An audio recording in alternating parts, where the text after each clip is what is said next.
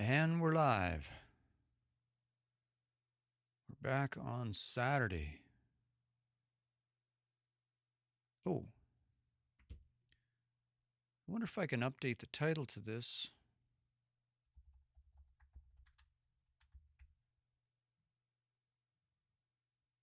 See if that works. Yeah, can update the title to our stream on the fly. That's actually pretty cool. Let's see. See if I can bring my chat down over here. That'll work good. That actually works really well. Okay. I was going to bring up that scenario, this one. This is what we were working on yesterday. And today I think we're going to tie into learning how to use an API. We've run into a scenario where, actually, let me get back to my other one here. Go back. Oop, not like that. Personal assistant. This one. This is not a web scraper. It's actually going to be a web crawler. I'm not sure how far we're going to get with this particular scenario today, but we're going to try. We'll work on it for a little bit. We had a few people on the live yesterday, and we mentioned talking about APIs, working on APIs, learning how to use a custom API. So in this particular scenario, I found a tool right at the end of the live yesterday. We were saying we've got this really basic HTTP module right now that's it's pulling one web page. And what we want to do is actually crawl a few different web pages at the same time. Make this a little bit more sophisticated. And so in order to do that, we're going to have to use a third-party service. Now, we looked at, I forget the name of it now. There was one that was recommended. I looked at it really briefly, and I was like, wait a minute. In the back of my mind, I'm like, I think I solved this problem 2 months ago, and I just forgot about it. That's one of the drawbacks to just having so many projects and interests. Is I'll start something and then I'll forget that I started it. So I did find it. I went back in my Chrome history, in my browser history, and I found the tool. It's called Use Scraper, and they have just like a regular one-off scrape service. If you have an account, you can just sort of pass in a few parameters and it'll go off and do something. But they have a crawler, and this is what I was looking for. I think this will just about do exactly what I want. Now we're going to play with this a bit today. Let me bump that up so you can see it a little better. We're going to play with this because it'll actually start a crawler job. And this isn't mine. Debala says, you built this? Nope, this is, we're working on, where's my graph, my diagram? We're working on this today. Or well, we started on this yesterday. I thought about this project yesterday morning, building out a custom assistant in using make.com and ChatGPT. And this is a bit of the workflow. There's actually 4 scenarios here. We got this first scenario started, and we got the second scenario. I'll describe these in a second. We got the second scenario also kind of started, but they're both a little bit naive right now. So this is about, I'll call it 10 or 15% done. We're getting the prototype in place. And so what we started with was, we started out with a trigger, a scenario in make.com that takes an email right here, this one. And then once an email comes in, what it does is that email goes into my personal assistant, And what I want that personal assistant to do is create a custom assistant, create another custom assistant in OpenAI so that I can have a custom assistant set up for each one of my clients. And since this is a booking email, this is an email that comes in somebody's booked a call with me. If they're not sort of in my client database, we'll have to wire this part into because I haven't got that far yet. But if they're not in my client database, I want it to go out and I want it to scrape their website a little bit, not a lot, just a little bit. I want it to go out and grab a bunch of pages off their website, a few blog pages. We'll work on this today. And we're going to use this tool called Use Scraper. This is the tool that I'd found before. And then I realized, oh yeah, I found a cool little tool that might do this. We'll try that out. And then once that Use Scraper module, this one here, once that Use Scraper gets the data, then we're going to use, they have a webhook. So once the job is done, we're going to use that webhook to send that back into another scenario that's going to accept that webhook. It's going to take that data, and then what it's going to do is it's also going to put that data into the custom OpenAI Assistant database for that customer. So there's a few moving parts there, but if I can get this even 50% working, that's going to save me a lot of time. That's going to save me, because the whole goal here is that every time I meet with a new client, I go out and do research on their website. And I've seen people talk about this on TikTok. I see sometimes these make.com scenarios, or, oh, I use this thing and it goes out and scraped all of this stuff and does all of this.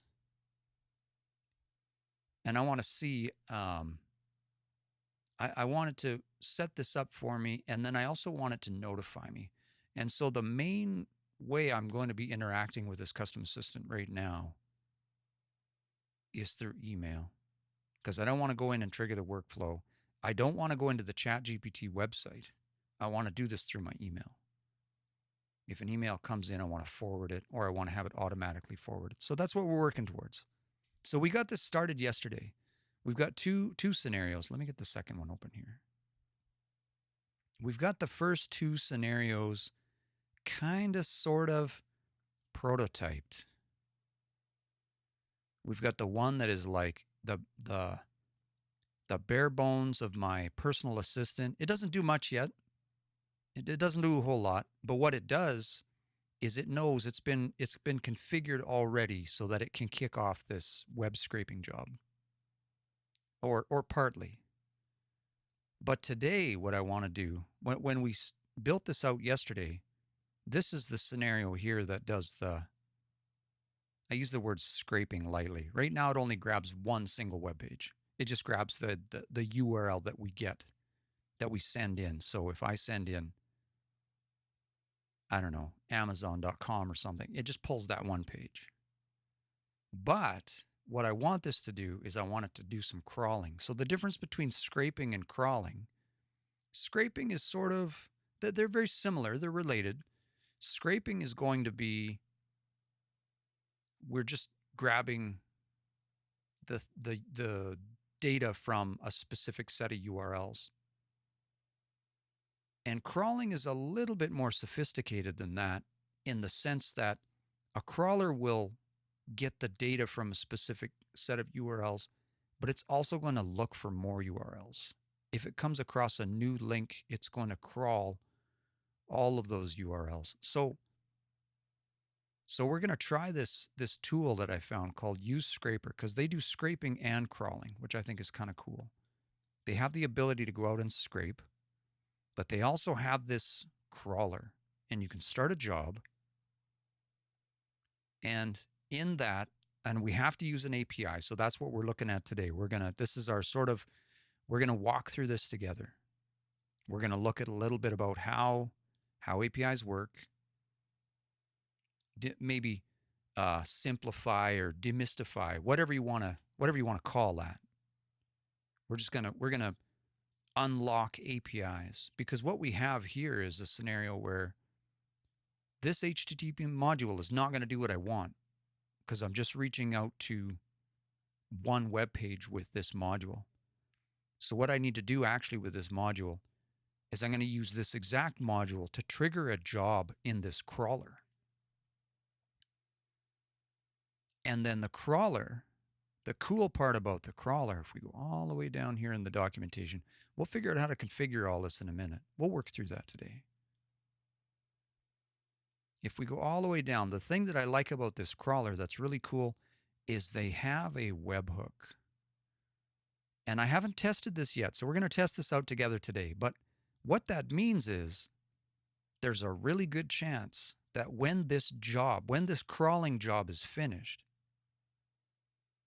they're going to trigger the URL that we give them. We're going to give them a webhook URL, so they will let us know when the job is finished. And that's fantastic, because if we come back and look at our diagram here, what that means is when that email comes in here, goes into our personal assistant, the personal assistant kicks off our second workflow, which is that other scenario. And what's going to happen is that's just going to kick off the job in Use Scraper. And then this will get a response and come back and be finished. Then asynchronously, like independently, what's going to happen is that Use Scraper job, when that's finished, it's going to trigger another scenario for us. It's going to kick off a third scenario that will handle that job. And then it'll take that data and it'll put it into our database for us. So we're starting to build out a little bit of complexity in our application. We're starting to build out a little bit more sophisticated. And the fact that this Use Scraper has webhooks is fantastic. That means we don't have to go back and check for anything. We don't have to wait for anything. We don't have to do anything. We can just sort of execute the first workflow and then just wait. Just walk away and do something else. And independently, on their own, they'll let us know when that job is finished, and then we can handle that. I don't know if we're going to get all that done today. That's quite a bit yet. We're starting to get a little bit of complexity in here. Hey, we got some comments in the chat. Mr. Destroyer comes in. Hey, good evening. Man, we had a nice break. I really like this time of year because everything gets quiet. Everybody's, about the 10th of December, 10th to 12th of December, people just get really relaxed. And they're like, that email I sent you, we'll come back to that in January. We'll just relax a little. Everybody's sort of getting into relaxed mode. And then there's this sort of week between, the 25th and the 1st, where you're sort of back to work at some places, but it's still pretty relaxed. It's nice and quiet. It's a good time to catch up on stuff. Hey, Tentacle, how you doing? Yeah, demystifying APIs. We're just gonna tie into them a little bit and see how far we can get with it. Bees, do you offer one-on-one mentorship? I've thought about it. I definitely think about it. I think about I'd love to start a Discord or something like that, or offer one-on-one.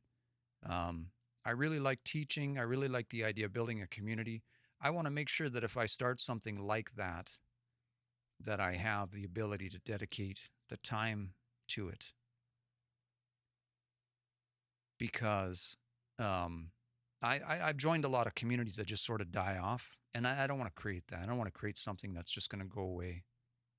I want to make sure that if I create a community, it's something that we can grow sustainably and will be active, and I'll have the opportunity to work and have the opportunity to help people level up their tech game a little bit. Neesby says, your teaching is very unique and easy to understand. I have to give credit to another creator. I have the video favorited on TikTok, and she said, I wish I knew who it was. I'd give them credit right now, but they said, stop using jargon. And it really clicked. It resonated with a lot of what I've been learning about marketing and whatnot in the last little while. On that, I've been really guilty of that, of spending too much time trying to sound like I know what I'm talking about, or trying to be exacting in my technical explanations, because those details are important to me as an engineer, as a software engineer. But I've realized that after all this time, the thing that I've been missing is the ability to actually communicate, which is important to me. And so I've been trying to focus on that aspect of things, communicating in a way that I'm understood. Because if I can't distill this to a point where, because everybody's got expertise in their own fields, right? People talking about marketing. I don't ever quite understand. I always try to learn enough or a little bit of different fields so that we can bridge that gap. But I realized I haven't been doing enough I haven't been doing enough to communicate my own industry well enough. And I like boxes. I like pointing at things. I found this thing today. This is kind of cool. I can push this button and I can draw things on the screen. I love that. And it's got this little spotlight. This is the best thing I've ever. This is my new favorite thing. So we're going to use this a lot today. Just going to get caught up because all of a sudden I got a whole bunch of questions. Well, there's quite a few people on this live. I didn't even realize. Welcome, everyone. If you're new to my channel, my name's Aaron. I'm a software engineer. I do AI and automation stuff. But today we're going to talk about APIs. We're looking at APIs. And I saw a question down here. Corey, I'm going to come back to your question in a minute because it sounds like there's a bit of a conversation there.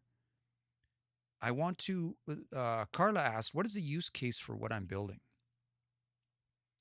So the short version of this is that if I get a booking email, an email comes in from my booking calendar, comes into my inbox, right? I just got one right now.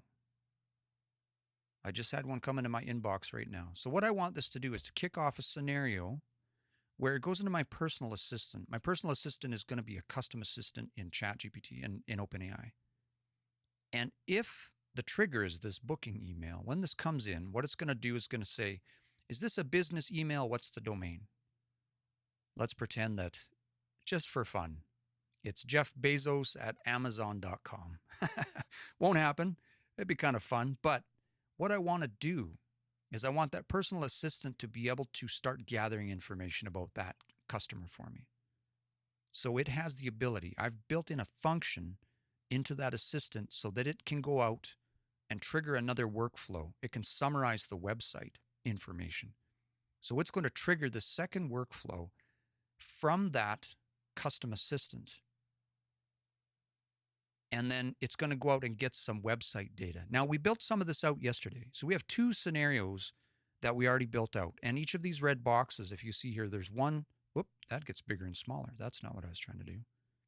We're learning this new annotation tool today. So we built this first scenario. This is one scenario here on the top. This is a second scenario here. We're using make.com for these. We've sort of started these first two scenarios right off the yesterday on our live. This third scenario we haven't built yet, and then this last scenario on the bottom is something also that would be kind of nice. I want to say I was fuming mad with Miro before this live. I wasn't even sure I wanted to start this live. I was pretty upset. Because I just wanted an email icon. I wanted to put a little email icon in the corner here just so you could see how these were kicked off. Put an email on this one here. So this is triggered by email. And this one down here is triggered by email. And these two are webhooks. I just wanted 2 lightning bolts and I even paid. I upgraded to the basic account. They still won't give me icons. I'm fuming mad. I'll stop talking about it. But I'm going to switch to a different platform because I'm pretty upset with these guys right now. So that's my use case, Carla. I hope that makes sense. What I want to do is I want a personal assistant that can do a bunch of things. It can create some tasks for me. I use Notion right now for my task management. So we'll tie that in later. We'll come back to that in another live. But right now we're just trying to do the intel part. Where a booking comes in right now, what happens? If you book an appointment with me and I see your domain, I'll go out and I'll check out your website before our meeting, before our kickoff call. I want to know a little bit about what you do. I want to understand your industry. I might, if I don't know anything about it, or I might, maybe find out what your value prop is, what your angle is. I'll probably read your blog a little bit, and I'll spend anywhere from half an hour to an hour on this prior to a meeting, just so I'm going in prepared. So I'm if I have 4 meetings a week, that's 4 hours, 4 hours a week, which I mean, we spent 4 hours on this yesterday, so we're not saving a ton of time yet. But this personal assistant, that's just one task. I want it to be able to do quite a bit more. We're going to add in more and more functionality to this. We're going to give it the ability to delegate these different tasks. And I want to be able to interact with it by email. So if an email comes in, it'll automatically be forwarded. Only specific emails. I'm not the kind of person that sends all my email into ChatGPT, just specific emails. And then later, after I have that kickoff or a discovery call with the client, when the email comes in that has my transcription from that call, that eventually will kick off another workflow that will add that information into my database for that client as well. So I have a custom assistant for each client. So when I'm doing my business, when I'm doing my planning, when I'm doing some analysis, when I'm making recommendations or building proposals, I'm going to start systemizing this for myself so I can start to say, because I end up doing the same thing. 60, 70% of the proposals that go out, they're the same. And I can just focus on the custom bits. That's the use case. I hope that was clear. All right, just going to get through. There's quite a few comments here. I'm just going to get through a few more. I really appreciate the comments and the questions. Mr. Destroyer says, yeah, love the piece, but only became relaxed after the 24th until the 2nd. At least there's a good solid week in there, I hope, leading up to the new year. Corey says, I keep losing my chats. I've been working on a training an assistant for a year. That's quite a bit. If you're having trouble with it, feel free to reach out to me. You can DM me. We can chat about this some more. I wonder if we might just need to break down. It might be just a little bit too complex. Might need to break it down into smaller pieces. That could be super common. Says, so I should outline what I want. I think I missed a comment in there. Just going back to see if there's previous context to that comment. So on Muriel, that's where I can outline out. I don't quite follow what you're getting at there. What tool are you using for the API? So today we're going to play with a tool called Use Scraper. And the reason for this is I need to replace, so we're specifically at this point in our workflow. Let me get my little spotlight right here, where our personal assistant has kicked off the second scenario and we want to go out and start crawling a website. And we built out a really naive scenario yesterday that's just using this HTTP module, but it only goes out and gets a single page. And we need to do more than that. We need to get more. We don't want to necessarily get everything. We don't want, if they've got 500 web pages on their site, I want to I want to pick and choose. I want to say, just give me, if I can, maybe the top level pages and a bit of the blog, products and services, and some of the blog articles. And then I want to summarize. I want to put those into my assistant, but also send me a summary. And once I've got that summary, the nice thing about this is, especially if I got meeting notes and I've got information about that, any kind of planning documents, if I've got it into a custom GPT for that, or a custom assistant for that client specifically, then anytime I have a meeting coming up or anytime I need to do some planning or something like that, I can have it send me a nice summary. Hey, this is where you left off. That's the goal. I don't know if we'll get there. I see other people talk about this. I thought, I'm going to try and build this out. We'll see how it goes. I like to experiment. I don't buy into all of I see sometimes I see, I solved all my problems using this thing. And I'm like, did you though? I don't know. It looks really cool. I kind of want to see it in action though. And of course, this is my use case, right? This is the problem I'm trying to solve. So Drake asks, are you a programmer? Yes, I have a background in software engineering. I've been in software for 25 years. My first, it doesn't really count because I wasn't programming it, but my first experience programming was in 1986. I was less than 10 years old, so I've just dated myself a little bit. Using the language was BASIC, and it was in a TRS-80. My brother had a TRS-80. I don't know how he got that thing. That must have been $300 in the mid 80s. And we didn't have that kind of money, but we spent 3 days typing.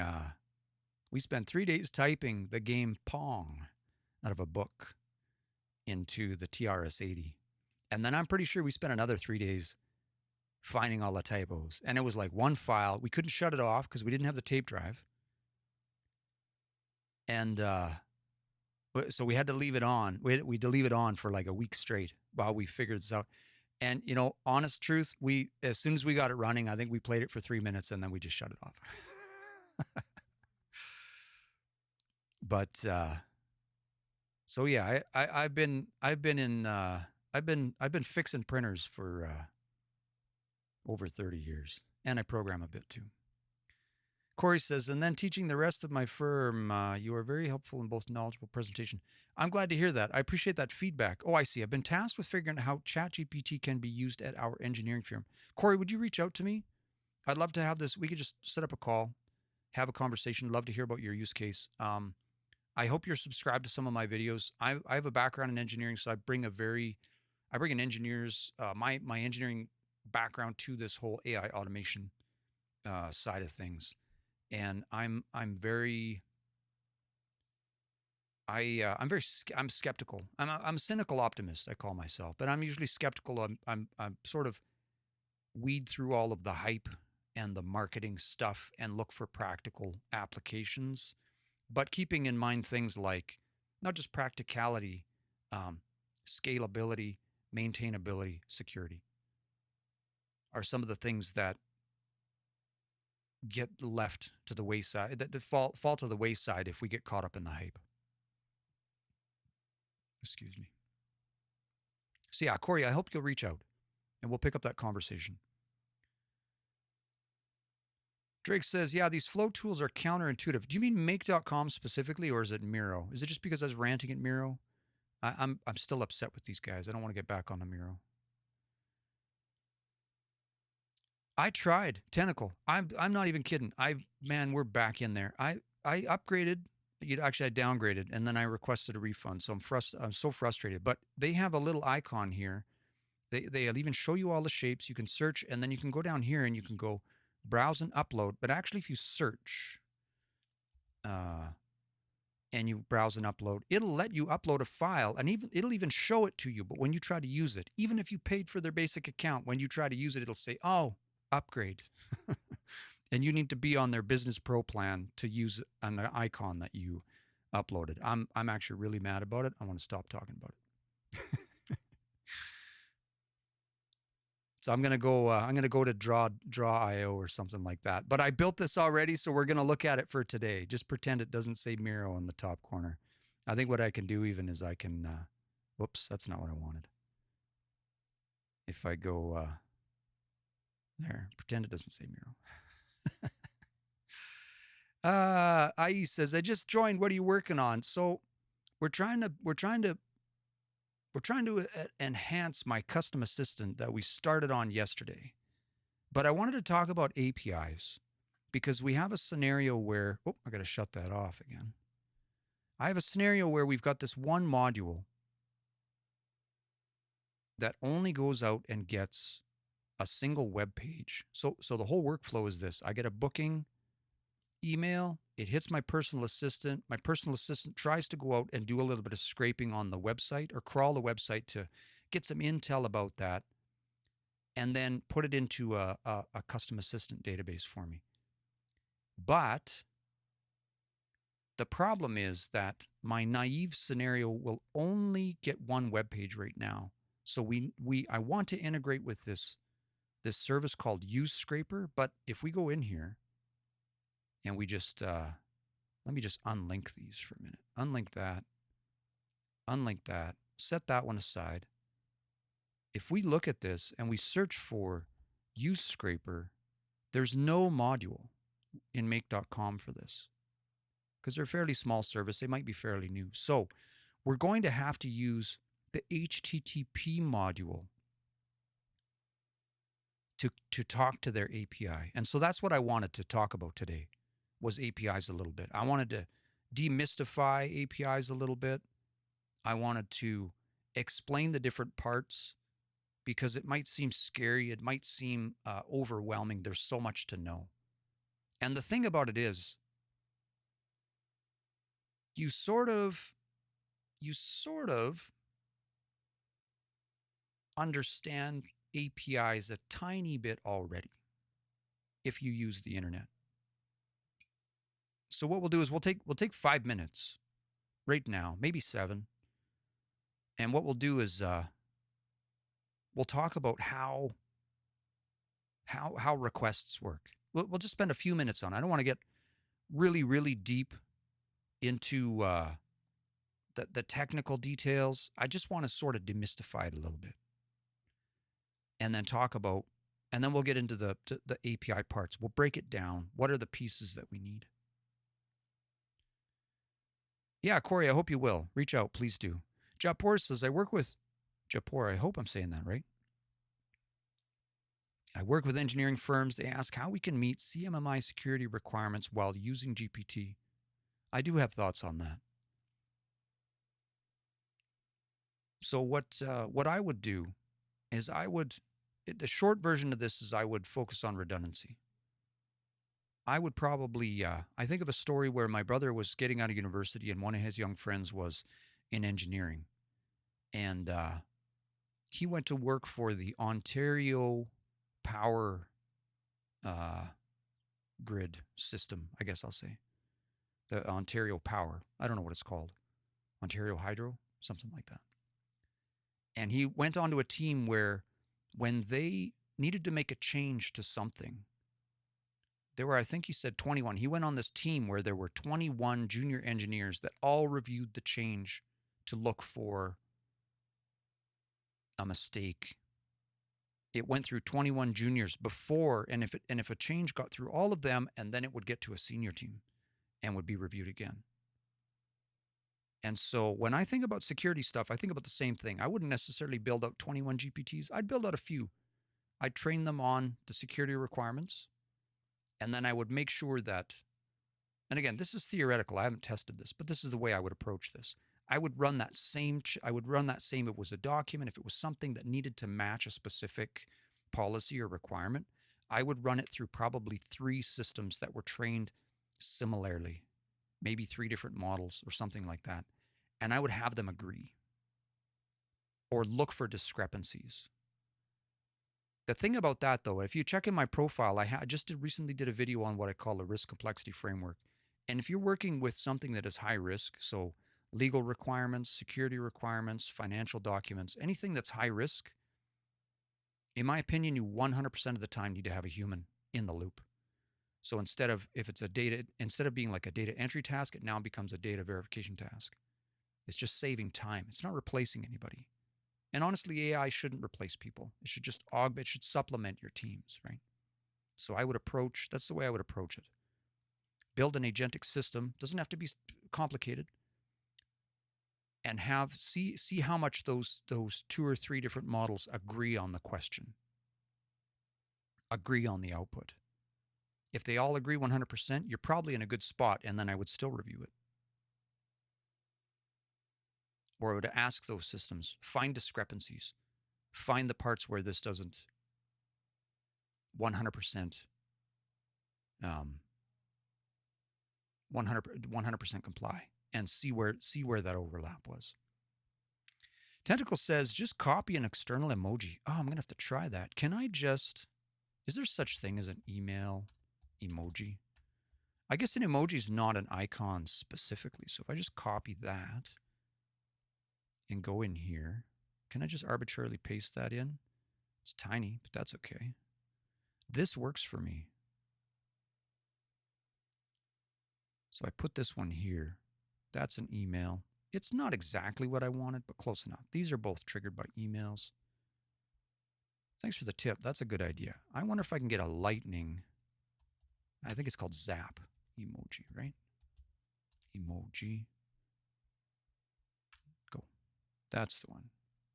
And then these ones, I paste this one in. These are webhooks. That's kind of what I wanted to show. Thanks for the tip.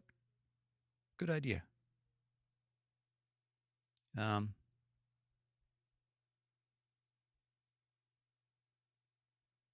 me just get caught up on. Harpreet says, "Are you Canadian?" Yes, sir, I am.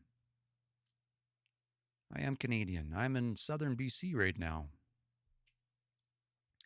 Thoughts on MCP servers? Let me think about it. Full stack coding. Why not build an offline local LLM using an OpenAI API key? Well, that's a bigger conversation. I won't get fully into it, but what I will say is there's trade-offs. When you're prototyping something, if you're just trying to get to the end goal, there's value in just getting there as fast as possible and using systems that already exist. Okay. And there's a time for that. There's a time and a place for using make.com or Zapier or N8N or Late Node. And there's a time for hand rolling something locally offline. The biggest thing you get when you pay make.com is you don't have to maintain it. It's sort of like serverless. You pay more for serverless in a lot of scenarios, but you don't have to maintain it. If a security vulnerability comes out at the operating system level, you don't have to go in and change all those servers. You're paying someone else to do it. And you get to pick and choose what you want. So these are different orders. These are different lower order and higher order systems in terms of technology, the evolution of technology. And I mean, if you like building offline local LLM stuff, do that. That's fun. That's not my goal here. I do sometimes. I use local offline LLMs when I'm dealing with documents that I cannot contractually upload into third-party systems because of privacy or security reasons. I make MVPs. Would you ever show us how to create a GPT assistant and then attach them to an N8N AI agent? Sure. Let's do that next time. That'd be fun. It can't be a whole lot different than what we're doing here. But I'll put that on my list. And we'll definitely get into that. Axel just came in. What exactly are we looking at here? Let me come back to that in just 2 seconds, okay? Yeah. So full stack, it's just because where we're at. I've been in software for decades. I've written lots of stuff, and really it comes down to, without getting really deep into the conversation, there's an appropriate time for prototyping and just building something out and using off-the-shelf systems to get you there faster, even if it costs more money. There's an appropriate time for that. Then there's an appropriate time for bringing it in-house and doing it yourself, right? And so there's a whole discussion there. I've thought about talking about some of that stuff, but we'll come back to it. All right, Axel, what exactly are we looking at here? Okay, so what we have is, we're going to actually get to the meat and potatoes of this live here pretty soon. But this first node, I've got 4 scenarios. We're building these out in make.com. 2 of them we built out. This is our first one. It's kind of a prototype. And the second one also, it's also a prototype. We're going to be working on this one today. But these are the first two of 4 scenarios. So the first one is this one here that receives an email. I get a booking email, and it automatically forwards it into this workflow. It hits my personal assistant, and the personal assistant sees that it's a booking, and it goes out and tries to do some intel on that person for me. It says, oh, this person's from joesplumbing.com. And so it goes out and it triggers the web scraper. Should be actually more aptly called a web crawler. And it's going to try and gather some intel about that person on their website. That's the part we're building out today. And so when we prototyped this initially, we had this first node, this HTTP node that only gets a single page, one single web page based on the URL, the exact domain. Like joesplumbing.com, but we actually want to branch out a little bit. So we're going to move from just a scraping to a crawling operation. So that's how we ended up at, that's how we ended up at UseScraper. So yesterday, at the very end of the live yesterday, I was like, wait a minute, I think I solved this. I think I saw a really good tool that will do what I want. And this was it. I went back last night and I found it because they have the ability to scrape. They have an API endpoint to do scraping, but they also have the ability to do crawling. But the problem is there's no make.com module for UseScraper. So we're going to have to build that out manually. Let's do that right now. So when we pull this open, the HTTP module, it's going to give us a bunch of options. These are mostly variations of the same thing. And actually, before we get into that, let's just talk about HTTP just for a second, just to talk about it, just to sort of, what are the different bits? These are the pieces that you already do right now, and you probably already sort of understand whether you know it or not. But if you go into your browser and you type in google.com into the browser, there's a bunch of stuff that happens under the hood that figures out where is google.com. But then eventually, once that's been resolved, that process is called DNS, or your domain name server system. Your ISP will point you to Google, and then you will make that request to the web server, one of Google's web servers. Now, this whole infrastructure can get very, very complicated when we get into redundancy and all of that kind of stuff. But the long and short of it is, you ask for something, you figure out where it's at, and then you go out and it hits that back-end server. Now, there's some information when you make that request that you aren't even aware that's there, okay? And if we look at that information, there's a few different bits in here. The only two things that I really want to focus on here are there are these things that you don't see called headers, okay? They're just lines of information that have details about the request. And then there's the actual meat and potatoes of the request, the body. So the headers can be almost anything. They can say, what is the server's name we're talking to? They can say, is there a cache in the middle? They can say, how long should I cache this for? They can also say things like, what type of content? What type of content are we interested in? And so when you look at a web page, for instance, if I just go to Google, okay, or Google Maps in this case, I'm looking at a page that is HTML. HTML being a language that the browser understands how to turn into what I'm seeing. But when I want to use an API, in theory, I could request HTML. And if we look back at our scenario, that's exactly what this HTTP module was doing, is it was just pulling the HTML of the page and then turning that into text. We just want to make that a little bit more elaborate. But in order to talk to this service, UseScraper, we're not going to be requesting HTML anymore. We're going to be using a language or a format that is common among APIs, probably JSON. I've done videos on JSON. They're in my profile if you want to go check those out later on. JSON is just a simple language that's understandable in programming languages or by computers. It's just structured in a way. And so it looks like this here. Let me bump that up. It looks like this here. This is JSON. We'll get a little bit more into this in a minute. We're not going to spend too much time on it. But if we look at this, this looks kind of scary. But if we break this down, this request right here has the details, has all of those details we just talked about. We just saw in this image right here. Okay. Headers and the body and the URL. If we go back and have another look at that, So we can see that there are some headers that are being passed in. Now there's technically actually two types of headers. When you make a request to a backend system, there are request headers. Those are the headers or the meta information that you request from, that you're sending about yourself to the server, or details about the request you're making. There could be all kinds of headers.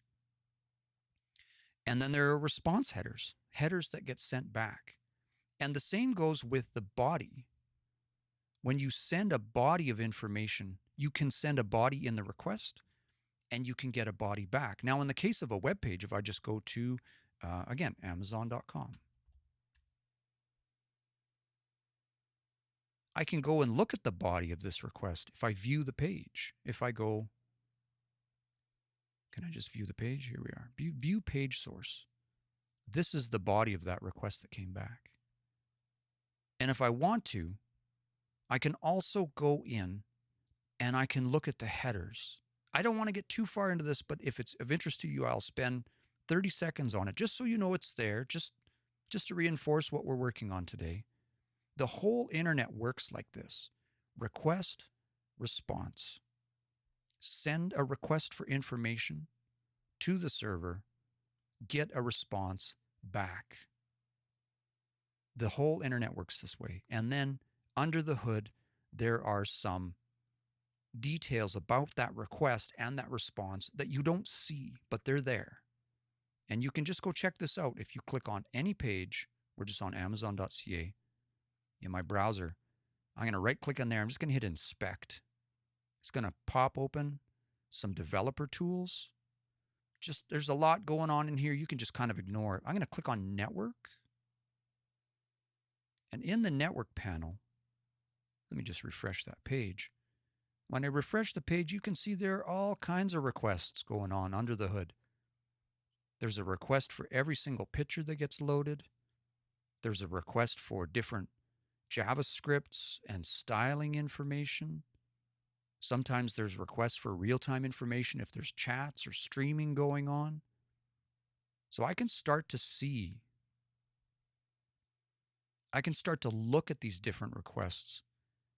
I can see these status codes where the server's telling me if it was a successful request or not. And if I go in and find, I'll just find the document here. The actual page itself, Amazon.ca, I'll just click on that for a second. And we can go in here and we can have a look at these headers. Let me just make that a little bit bigger so you can see it. We can see that there were, in our headers column, we can see that there were headers in the request URL, the method. So the response headers are there. I think, let's scroll down a bit. Our request headers are here. So again, these can be anything. And I don't want to spend a lot of time on this. I just want you to know that they're there. Under the hood, this stuff's happening. Under the hood, there's request headers that my browser is sending to the remote system. And then there are response headers that come back along with the body that tell me about that data. It's going to be the exact same thing with an API. When you see this header, all that means is it's like metadata. It's supplemental information about that request. And typically with an API, you will see these are super common headers. This header is an authorization header. So we're going to say, we're going to authorize this request with, here it says a bearer token, but it's an API key. It's a key or a secret. And then there's another header here that says we are requesting the content type JSON. Or rather, we're sending that in. The content type of our request is going to be JSON. And there are some APIs where you can use the headers if the API, and it's just sort of like I don't want to say Wild West, but it can be really hit and miss. Some APIs are very strict about all of the things they will allow. If you change this to content type XML, some APIs might ignore it. Some APIs might respect it. JSON just happens to be very common.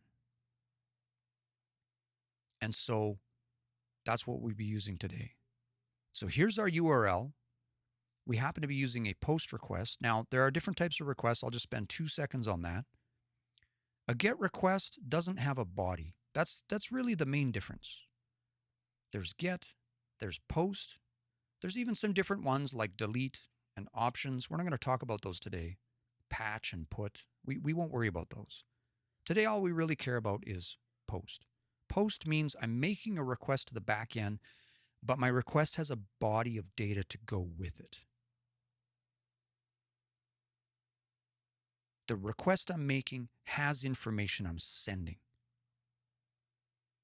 And so if you've ever filled out a form online, you've probably seen this where you filled out a form, something went wrong, you hit the back button, or you hit refresh, and the browser popped up a window that says, do you want to resend? Are you sure you want to resend the post data or the form data to the server? That's because that was a post request. That means because there was data that was sent to the back end, and the browser's asking you, do you want to send that again? If you've ever seen that before.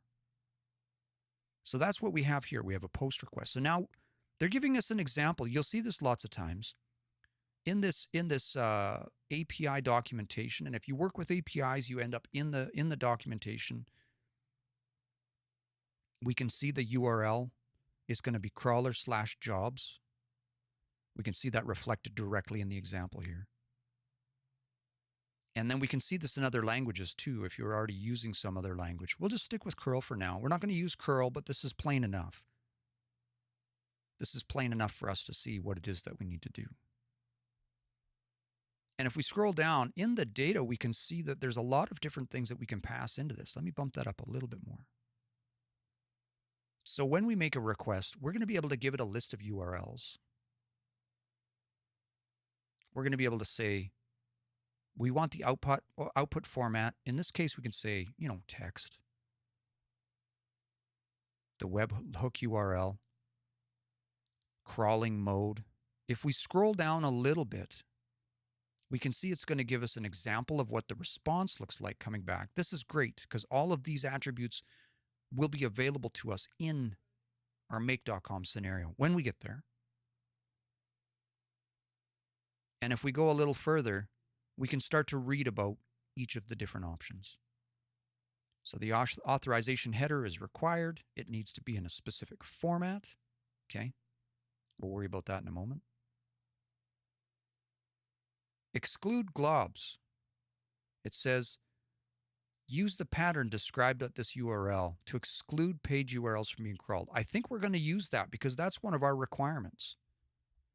One of our requirements is that I don't want to scrape the entire website. I just want to find pages that match like the homepage, products and services, and the blog. I don't want every single article. I don't, if it's an online store, I don't want all of their products.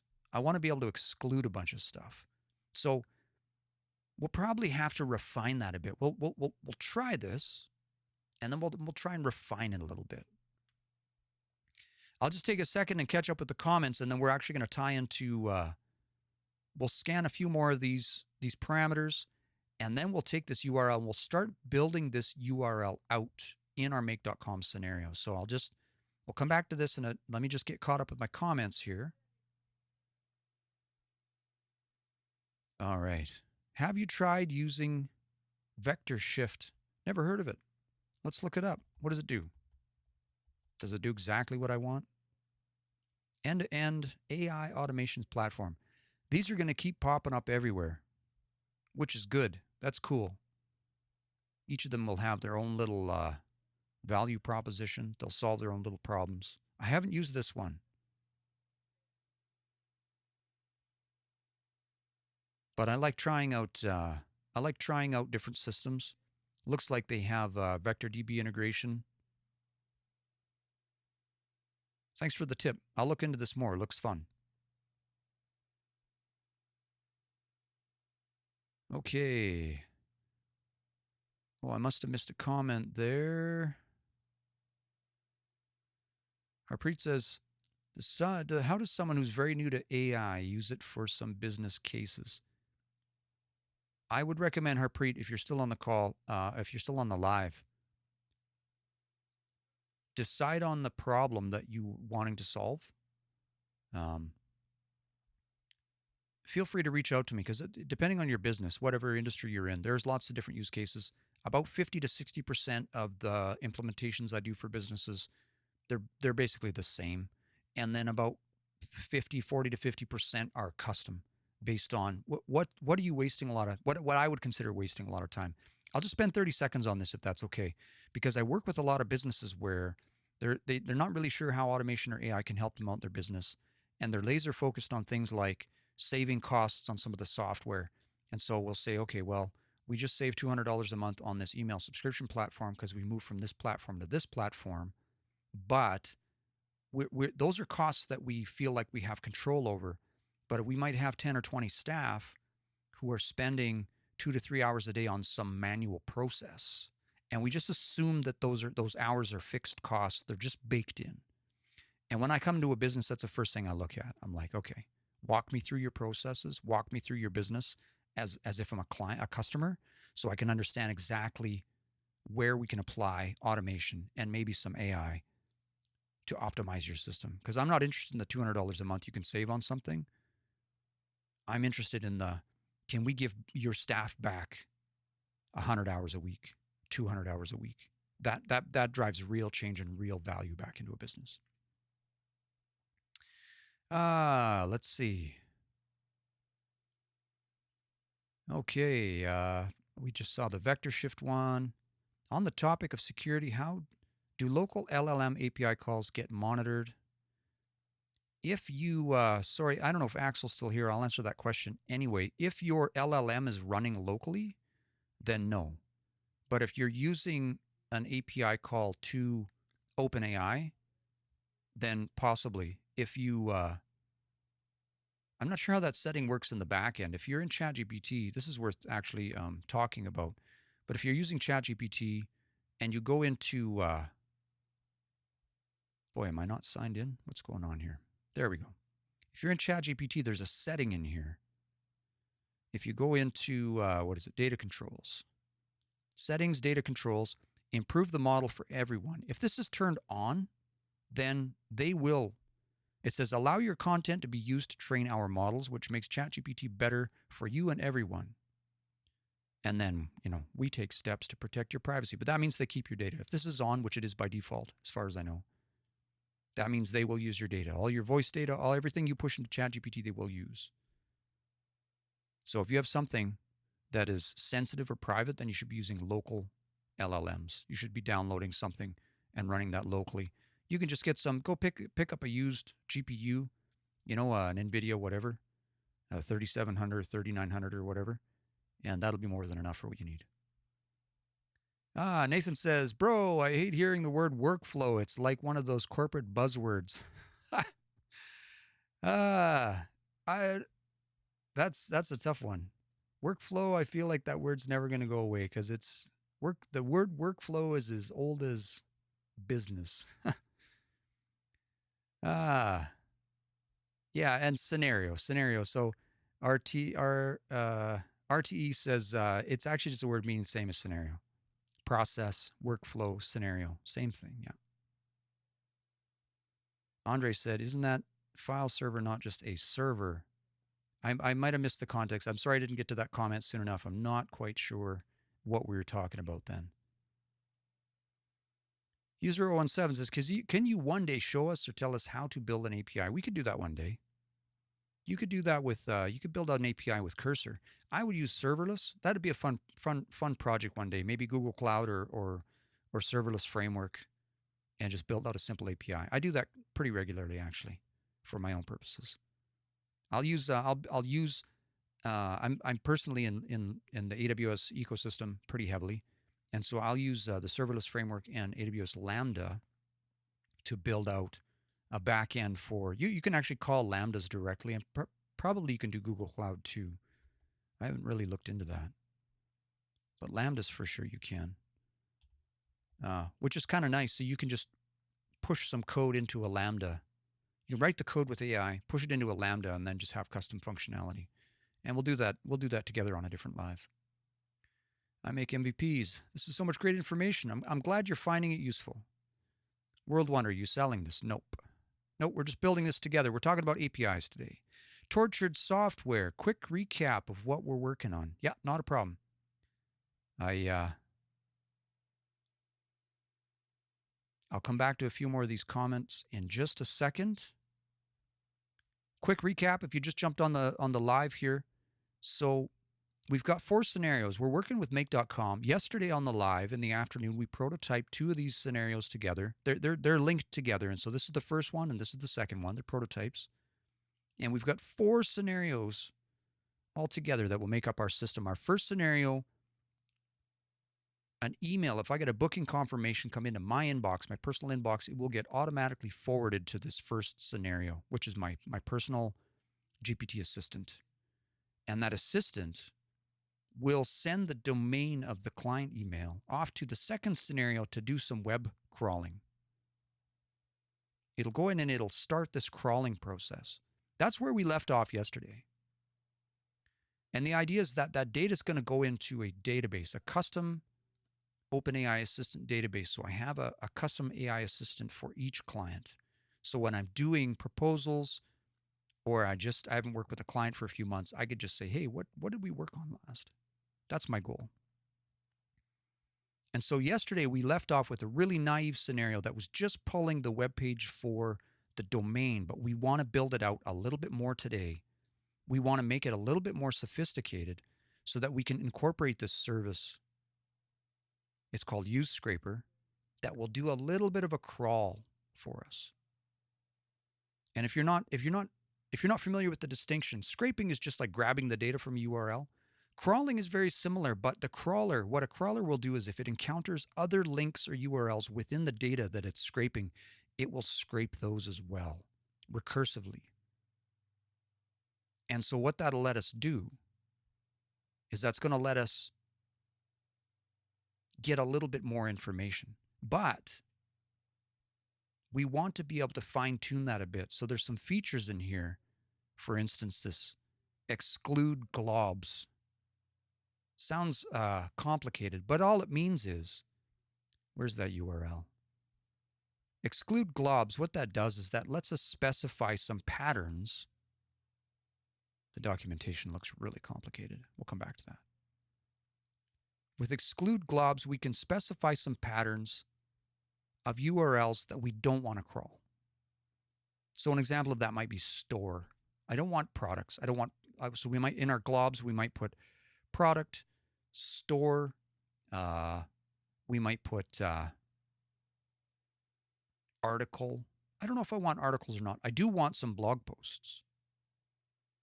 And I do want to include things like products and services. Well, services, yeah, products and services.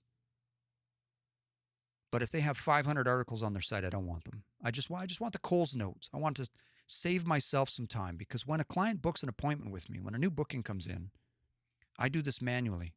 The email comes in, I'm like, great, got a new appointment. Then I go out and I look at their website manually and I read some of their blog posts. And then I take notes. I just want to sort of automate some of that process. But yesterday we got to a certain point where we knew we needed to make this part a little bit more sophisticated right here. This part was just very basic. It just pulled a single page. And the service I want to use, this particular service called Use Scraper, they allow me to crawl. They have a crawl option that allows me to configure it a little bit, but there's no make.com module for this service. So we have to use this HTTP module in order to hit this API endpoint. So that's what we're doing today. We're going to build out this API endpoint and start this job. And then, if we have enough time today, what we're going to do, they have a really cool feature. Now, if you've been following me at all on my TikTok, I talk about webhooks a bit, because webhooks are the bee's knees. Because of what a webhook does, and these folks have a webhook option. So we can put a webhook URL in the job. When we start the job, we can push in a webhook URL and then just forget about it. And what that webhook will do is when that job is done, that webhook will fire automatically from here, and it'll trigger another scenario for us. Now, we haven't built that scenario yet, but that's what we're hoping to do here today. So we can asynchronously handle this data coming in and then take that data and push that also into the same database for that particular client. And then later on, we won't do it on the live today, but if we get this built up, then down the road, when I have a meeting with that client, and if I use my my AI meeting transcribe, like there's different ones out there like Otter and different stuff. I've tried a few. But then after we have a meeting, when the transcript comes into my email, it will also automatically get forwarded into another scenario. And that also will go into the same database and the same custom assistant for that client. So I'll have a custom assistant that is continually its knowledge is continually being improved about a specific client. And it's already trained on my processes. It's trained on my ideas. It's trained on my approach. And then I have something I can interact with. And then what we'll do, I think it'd be super fun because I was looking at this tool the other day. What's that one called? There were two. One was called Whimsical, but this one called Mermaid. This might be a good, fun scenario to, somebody asked about. It was that user 017 said, could you one day show us or tell us how to build an API? That'd be fun on a live. Maybe we'll take and we'll build an API and what we'll do is we'll have it behind the scenes use this Mermaid tool. Because this is a JavaScript tool where you can just push in some text. That'd be kind of fun. Set up a ChatGPT custom assistant trained on this particular documentation that will output a graph for us in text format, and then we'll send it into a custom API endpoint that will give us back the actual rendering of the graph. That'd be kind of fun. We're not going to do that today, but we'll get there. We'll get there. All right, so let's see if we can build this out. I think I'm caught up on my comments just about. Let me just double check. Oh, there's a whole bunch I missed here. Let me...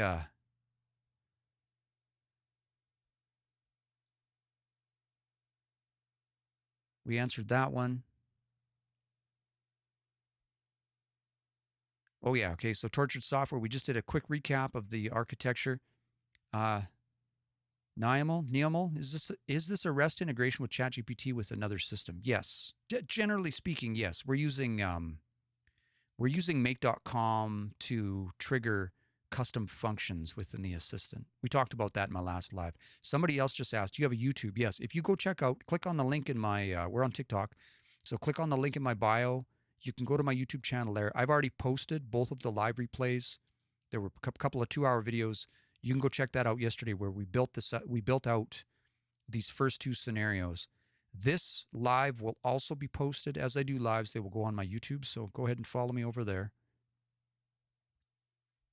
Use Replit, most painless way to develop and deploy an API. Yeah, I've looked at Replit before. The problem that I have, I mean, if you're just getting up and started and this is all that you're doing, that's fine.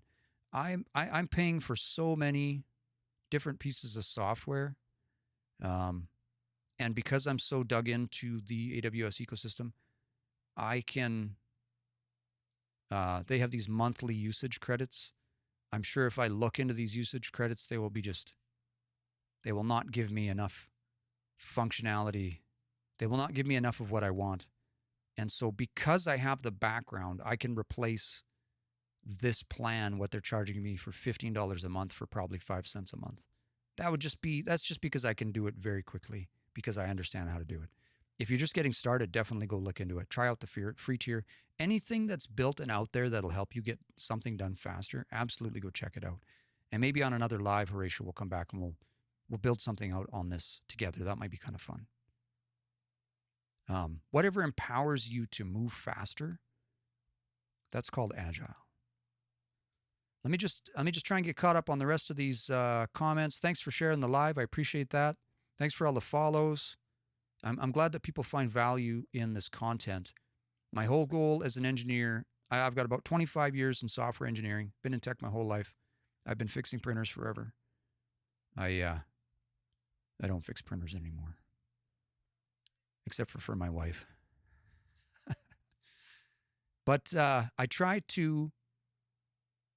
My whole business nowadays is just bridging that gap, helping people helping businesses access technology, and not just hey, here's the shiny thing, but let's level up your staff. Let's level up your game a little bit internally, so that we're seeing what we call on the engineering side high leverage activities. We make changes to a business that don't just have a one-time effect; they have compounding effects over time. Okay. Just about caught up here. I make MVPs. What time do you come on live so I can come this time from the start? You got on pretty early. Yeah, I'm on Pacific time. It's 3:45. I've been trying to do it at about 2 in the afternoon. I'm not sure I'll be on next week until Friday.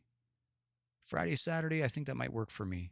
I'm trying to do more, but I'm also mixing. I'm balancing between client work and education.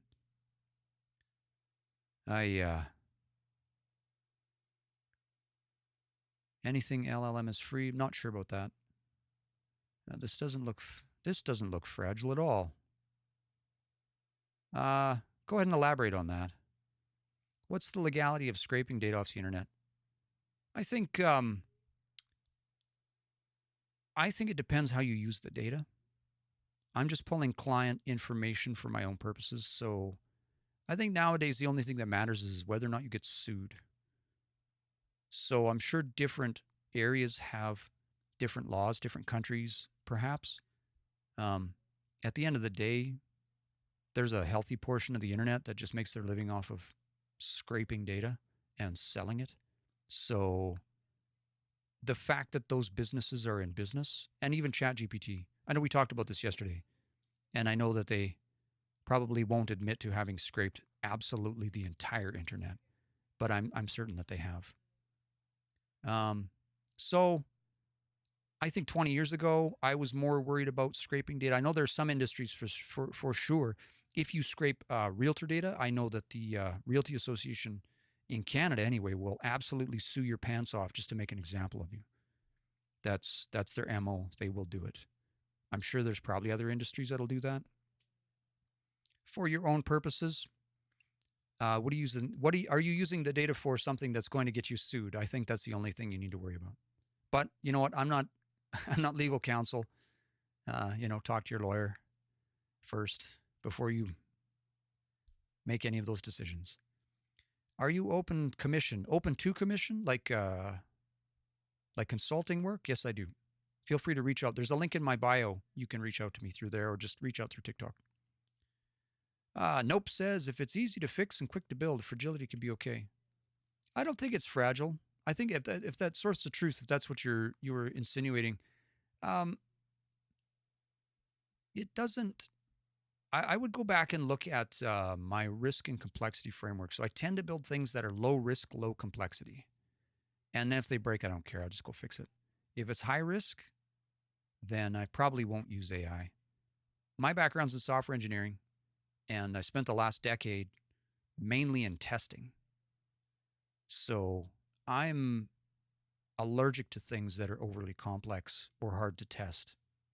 And if I'm automating it with make.com, if I'm doing something that needs a high degree of reliability, I've built reliable systems in Make. It's not too bad. Visibility is the biggest thing for me. Can you go in? Can you test it in an automated fashion to make sure it works?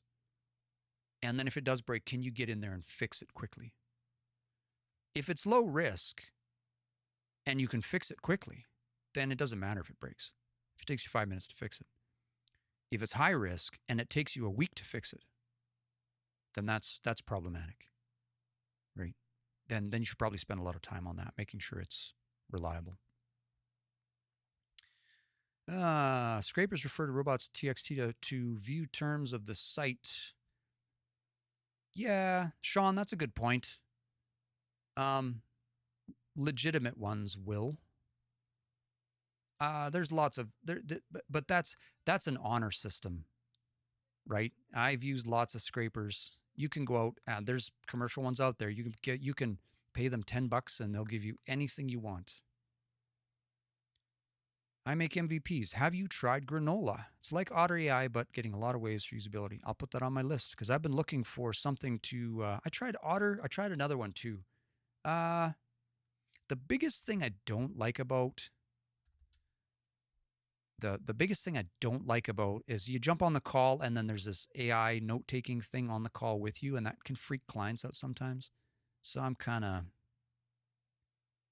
yeah. It's kind of becoming a necessity, like some kind of record. Usually clients are okay with like if I say, hey, do you mind if I record this call or something like that? Do you mind if I record this? Or like, yeah, that's fine. And so I'm getting into the habit of being like, do you mind if I let my note taking assistant in? It'll be recording the call to give me a transcript after. And if I usually ask first, it's not a problem. But if it's just in there, locals dad, any tech person looking for work, message me. All right. Tell us a little bit about your project. Maybe we can hook you up with the right person. Alex, Fabulous Live. If you're looking for an AI focused accountant, message me. Possibly. I just paid my accountant, so maybe next year. But if anybody else is looking for an AI focused accountant, there you go. Connect with Alex. Corey, been trying to figure out how to do something like that. Yeah, Mermaid looks cool. The other one I was looking at was Whimsical, but I didn't see an API for that one, so we'll come back. Hey, Mrs. Jones. You know, we've just been chatting for a while, so you didn't miss a whole lot. I did build this diagram, though, and then I ranted about Miro and how I'm mad at them for about 10 minutes. Knuckles says, printers. I used to fix printers for, when I was young, I used to fix printers for, more often than not for supper. Okay, Darius. So I'm just trying to get caught up in my comments and we'll get a little bit more done. I promised to do some API work. So show your top tools for automations, what you made. Let's do that on another live. Yeah. And I'll do one more recap on what I'm working on. Then we'll actually try and do the implementation because we've been talking for a while. Data should be free for everyone in public. Yeah. Yeah. It's a complex issue because there are copyright laws, and at the end of the day, it just seems like if you are going to grab data and you just for even your own personal purposes, probably realtors in particular sue like crazy because they want to own that data. They want to own the main thing that makes realtors money, from my understanding, is the pricing data. They need to be able to do comparables and things like that. Though I think the industry might be becoming a little bit more open, but they're very, very protective about their data. What do you think about automation sports bets? Use stop losses. Or I guess there's no stop losses on sports bets. I don't watch sports and I don't bet, so I don't have really much to say about that. Can you make a website with integrations from other websites? Possibly. I'd have to look at it. Hey, Shifty. Granola is in the background. Fireflies was the other one. I'm gonna look at those. Fireflies. I'm looking for a good one. Thanks for the tips. All right. Is your account primarily AI? June, my account is primarily automation. And I talk about AI. I think there are some other followers that are a little bit more AI focused. Mrs. Jones is on here. I definitely, if you're not following Mrs. Jones, go follow her account. I believe she does AI consulting specifically. I do work with AI, but I tend to focus on the automation and tech strategy side. I come into a business and look at some of the similar stuff. How can we systemize some of these processes? But I guess I'll just say it out loud. I'm not quite as deep into some of the AI stuff in the sense that I like to think of AI as the seasoning, not the main course. But that just makes my approach or my business complementary with other folks who are more specifically deeper into some of the AI stuff. If that makes sense. Did you say you're using Puzzle? I don't think so. And I go live. I've been going live more. I've been trying to. I think live in 25. That's my new motto. Because man, I've had so many great conversations and met some great folks this week.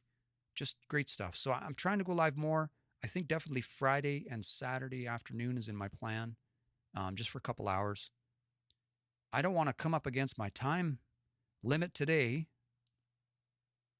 So let's get back to work here. Somebody asked for a recap, so this is what we're working on. I made a little drawing. So, and I got this new tool. So you want to push this button. So here's the plan. I get a booking email. It hits my inbox. It automatically gets forwarded into this scenario. There's 4 scenarios here. We prototyped one yesterday. We started building out my custom assistant. And then we prototyped the second one. The second one's going to take a webhook and it's going to go scrape data off the potential client's website, just so we can get it into a custom assistant. So there's 4 scenarios. So the first one is here. The booking email comes in, it triggers the first scenario. The custom assistant can trigger the second scenario, which is to go scrape the data. But we got about this far. And yesterday we said, all right, we need something to make our scraping actually crawling, meaning go get a bunch of data. So we found this. I remembered what it was. The tool I want to use is called Use Scraper, but they don't have a module for make.com. So we have to integrate with their API. We have to build out the API portion manually. And that's what we're talking about today. But if we can get this to work, the cool thing about using scraping on this service is they have a webhook option. So if we go to crawler and we go down to webhooks, what this allows us to do is they will let us know when the job is done. We can just send it off to them, delegate that task, and then they'll hit a webhook URL that we specify when the job is finished, which is fantastic. That means that when that job is done, here, what they'll do is they will automatically push it into another scenario, which we haven't built yet, but we will. And from that scenario, we can take that data and we can push it into the same database for that client. That's our goal. If we can get that far, that's going to be really cool. And this is mostly just proof of concept. But my goal for the next couple months is to build this out. I've done a little bit of this in custom GPTs, which I do use, but I want to start automating this. So I'm migrating some of this from custom GPTs into OpenAI assistants so I can automate some of this process. And I think the thing I thought would be pretty cool is I want to be able to interact with my personal assistant over email. That way I don't need to go to chatgpt.com. Email and Slack. I think those are the 2 ways that I want to interact with my custom assistant. So that's my goal. That's my target here. Okay, let's build this module. We've been talking forever. We're forever into this live, and we're sort of at the spot now. We've talked about APIs. We talked about the structure of an HTTP request, sending information through the browser to a server, getting information back, and how you already do this in the browser. And then we talked a little bit about the parts under the hood, what headers are and what they do a little bit, and then about the body of the request. So the body is sort of the meat and the potatoes, and the headers are like extra information, the metadata.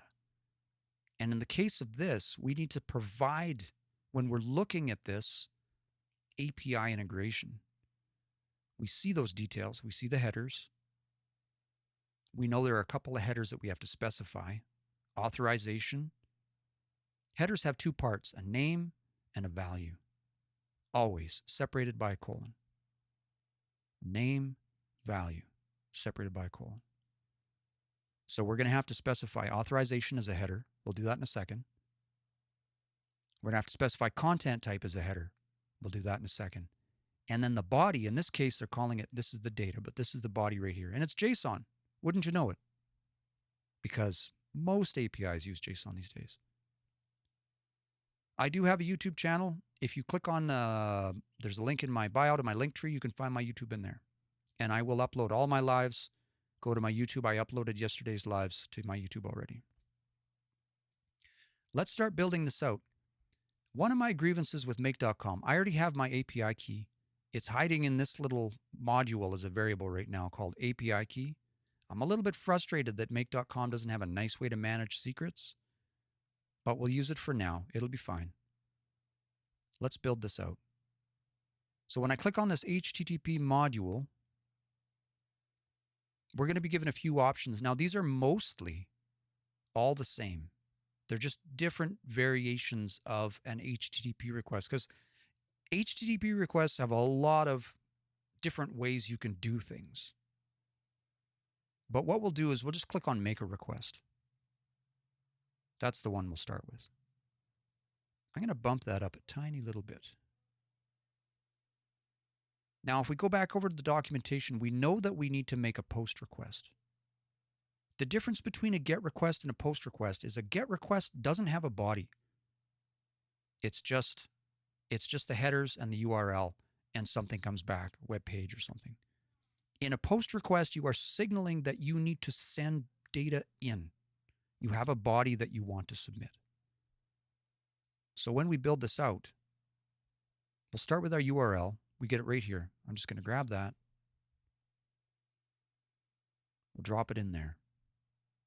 We're going to change this method from get to post. Now, there are a bunch of different requests. We won't worry about the rest of these right now. They don't really matter. They are semantic, meaning that they all have meaning. A put request will update something. A patch will update a part of something. A delete request does what you think it does. But in this case, a post request is we're just going to push data in. So now we have the option here to add in our headers. And remember that our headers are key value pairs. They have a name. So we're going to start with authorization, because we know we need that one. We don't need the colon in this case. Make.com is going to do that for us. We go back over here and look at that API, authorization, and then we need to specify our bearer token. I already have the token set up in my scenario, so I'm just going to mimic this format here.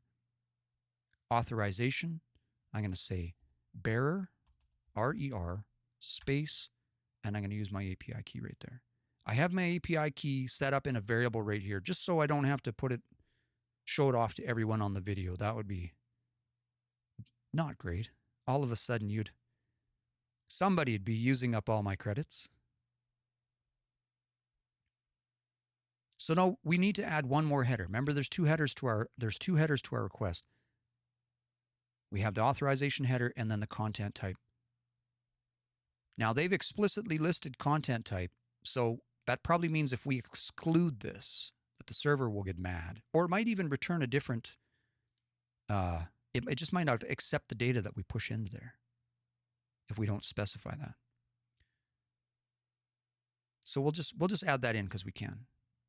We'll say content type, and then here we know it's JSON, so application JSON is the value to signal a JSON content type. Query string, we don't use in this particular case. If there was some parameters that went after the URL, typically you'll see that as a question mark and then maybe something after the URL. That's called the query string. In this case, we're not using that because all of the data that we need to push in is in the body. This is the part we're going to need to build out, and this is the part that's going to require a little experimentation. Now, the first thing I want to know is what's required in terms of the body. I definitely need to provide URLs, exclude globs, exclude elements, output format. Geez, it looks like quite a few of these are required. That's fine. I think what we'll do is we'll actually grab this whole block. I'm going to pull open my editor. Just pull open a brand new editor really quick. We'll get that set up. We'll just open a new file. This is what our JSON looks like. And the defaults are okay. Exclude globs. The only thing I think I want to put in here is page limit. I don't want 10,000 pages. I think I want about 25. I don't know what that's going to give me. I'm going to need to experiment with this a bit. This is the part that's going to take a little bit of experimentation because I don't know yet what the site is that I want to scrape. And every site might be a little bit different. So what we should do, if we go back and read the documentation here, I want to read about this force crawling mode. There's two different options, sitemap and link. And this documentation just happens to be incredibly descriptive. Force crawling mode to use sitemap or link. So I'm going to guess and say, if we use the sitemap crawling mode, it's going to try and find a sitemap. It doesn't say if we need to specify a sitemap, but we can test this out. We can experiment with this. Or we can specify link, which I assume what's going to happen is if we say that the crawling mode is link, every time it finds a link, it's going to try and crawl that. I don't necessarily know that the site that I'm working with is going to have a sitemap. So it makes me wonder if link might be a good option for now. We'll test it out. I kind of want to know what this block resources means. Let's have a look at that quick. Block loading of images and whatnot. Yeah, we'll leave that to true. We've set the page limit to 25. That's probably super low. That means I'm going to get none of the pages I want, but that's okay. We'll experiment with it. Min length, I think I'll leave that alone. It's saying if the pages don't have any content or information, we'll just ignore them. Output expiry, time in seconds to store crawler output for, which automatically be deleted. So it's going to store the information for 7 days and then delete it. And I think that's if we go back and crawl it again, it'll already have that sort of cached, if you want to think of it that way. Do we want it in text, HTML, or Markdown? I'm going to change that immediately. Whoops, wrong window. I just about put my comments over there. I think I want this to be Markdown. I think it'd be great. That's going to save us a whole step. That's going to save us a whole step in the process here. And then remember this exclude globs. I think we can just put the types of some keywords in here. I'm just intuiting, probably. I know we pulled up an article on this, so we could go have a look at that really quick. When I scanned this a minute ago, I didn't really see. They started talking about URL patterns and things. So I think we can use regular expressions in here. Delimiters and things. I want to see if I can get away with just putting some keywords in here and see if that'll work. And then I think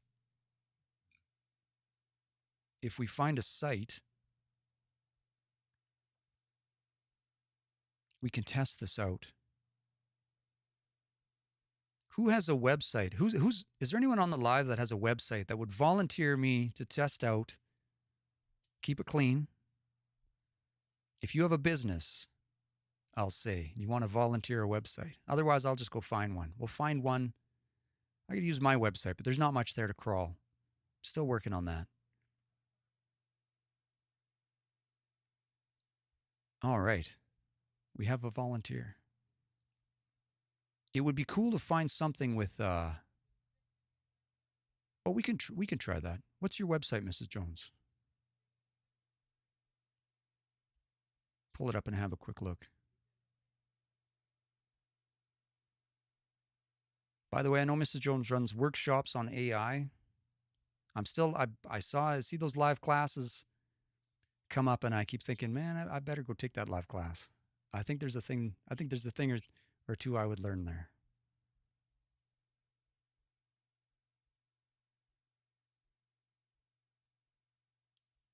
I'm just going to try and pick a few because I don't know what kind of client I'm going to run into. So store, I don't want to exclude product.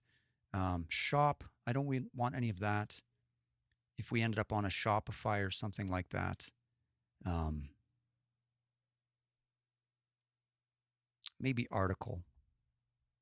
Not that article would necessarily be a bad thing. And I think these are going to be pieces of the URL I do want blog posts. And so I think at some point I'm going to have to make this a little bit more sophisticated. We might have to try and build something at some point that will, if we can get a sitemap, that's a great place to start. If you're working with maybe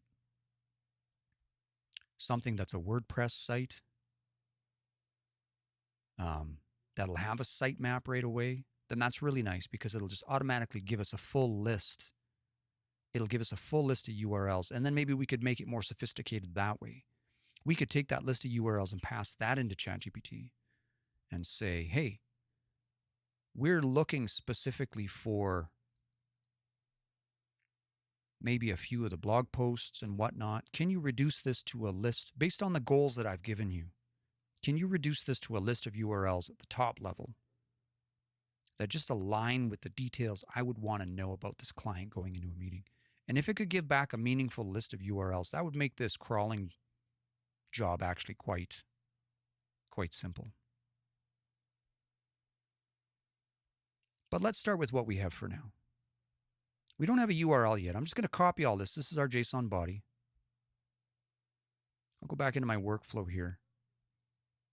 And now the body type, I'm just going to use raw for this for now. And I actually thought about this. If I specify application JSON, I think I can remove this header. I don't think I need that because I specified the content type of the body.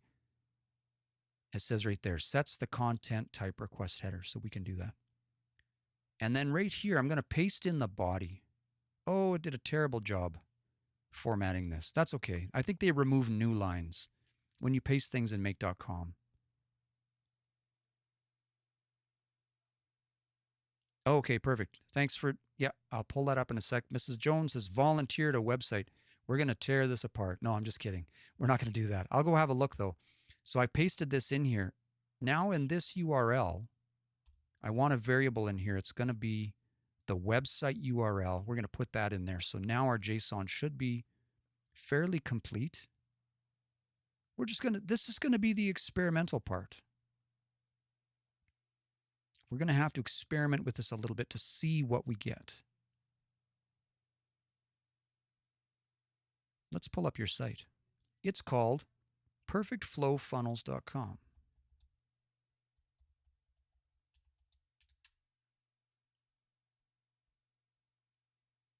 The first thing I do when I look at any website, the very first thing that I do, just because if you've ever used WordPress, I was using WordPress 0.9.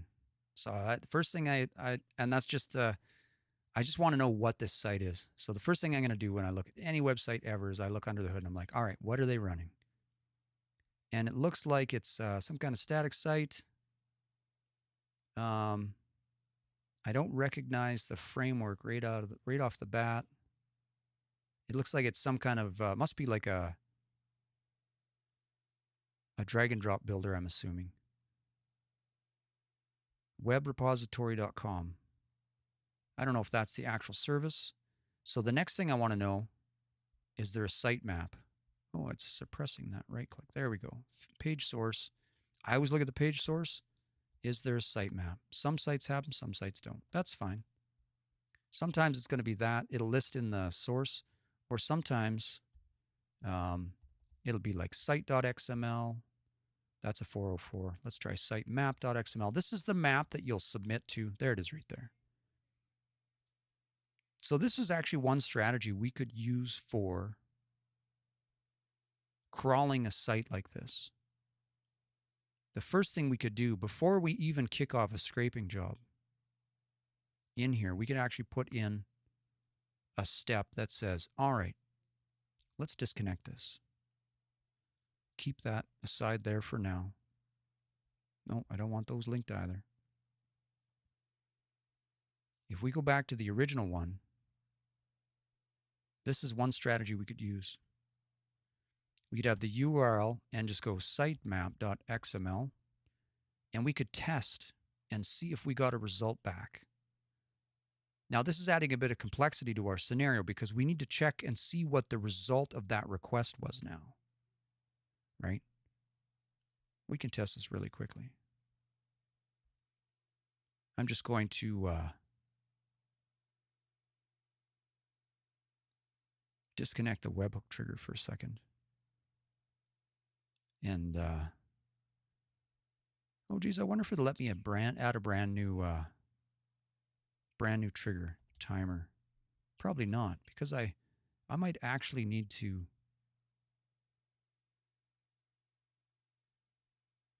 which is fine. I'm just going to remove the trigger here just so I can set it up. Choose module. I'm just going to use a set variable. I'll do this every once in a while when I am testing a workflow. I need to set that URL variable. We're going to use the URL of Mrs. Jones' website, perfectflowfunnels.com. And I'll set my webhook back up again later. But if I do this, then what I can do is test this manually over and over again. So this is one way we could do this.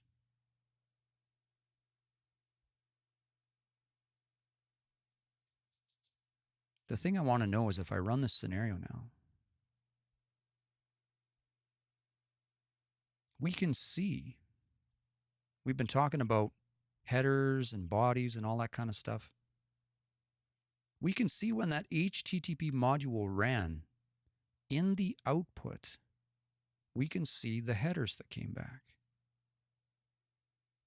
We can see the body that came back, the data.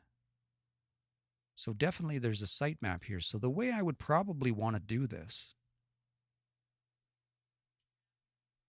is we can set up a router now. We're actually starting to build out a little bit of a workflow now. And if, let's see, we'll set up a filter. The filter is going to be if there is a sitemap. The condition is that the status code from this HTTP module. Now remember the status code. I guess that's one thing we didn't talk about when we were talking about HTTP. So if I apologize, I skipped over that completely. When you make a request to a server for a resource, you do this in the browser when you type in google.com or facebook.com, and that page comes back or something comes back, you're also always going to get a status code. We didn't talk about that. The status code is just a number that the remote system tells your browser or tells you the status of your request. Anything in the 200 range means, okay, it was good. 200, 201, 202, so on and so forth. Anything in the 300 range means that the resource's location has changed. And it means redirect. It tells the browser. If your browser gets a 300, and you'll see those if you're looking under the hood of your browser when you're checking that out, you'll see a 300. Your browser will, when you get that 300, it'll have the new URL of that resource. And the browser will automatically go to that place. And those can be temporary or permanent. If you've ever worked with submitting sitemaps and managing websites and redirects and things like that, that's what's happening under the hood. The browser's saying 300, this is in a new place, 301 or 302. And then there's a couple of error code numbers. So the 400 range is a list of errors that says, you made a mistake. Your request is bad. 404, can't find what you're looking for. We've all seen that one. But there are some other ones in that range. Like, hey, you made a bad request. The stuff you gave me is no good. The requesting information I can't do anything with. So the 400 range means you made a mistake. And the 500 range means I made a mistake, meaning me, the server. 500 internal server error. You gave me some information and I kind of crapped the bed. And so what I want to do, how this relates to my make.com scenario, is I want to actually do a couple of things here. We've checked We can bypass doing any of the web crawling stuff entirely if there's a sitemap. And this can get super complicated because some websites might have multiple sitemaps, but we'll just assume that it's going to be fairly simple. So if we get back a sitemap, we'll just use that. We'll just pull the URLs from that, because if you look at the sitemap, they're all right here. See, Mrs. Jones has a store. So we're gonna exclude that one, maybe, but we can build out the list of data we want to extract from this website now based off this list. We don't need to go find it anymore. Back here, when we were looking at this, we don't have a list of URLs. We're just going to pass in the main domain. It's going to do the crawling for us. And in this mode, we might just be able to say, use the sitemap. So we have options here. I'm not saying you have to do this one way or another way, because I don't know the best way yet. I don't know what's going to be the most reliable yet. This might work great for one site that has a sitemap, and then it doesn't have a sitemap, and I might get back bad information. So I might have to work on this a little bit. I'm going to have to earn my automation here. But it might be, I'm thinking right now in this moment, I'm thinking, you know what probably makes sense for me is that if we have a URL come in and we check for that sitemap, I want one branch in my scenario that says, yes, there's a sitemap, let's use these URLs. And then I want another branch in my scenario that says, nope, there wasn't a sitemap, so we'll kick off the scraping job differently. Probably use the same service. I just feel like if we have the sitemap, we already know what we're looking at. We don't have to go find it. So we could do that as an option. But that was all hypothetical. What I'm actually going to do today is I think I'm just going to use the sitemap mode of this for now.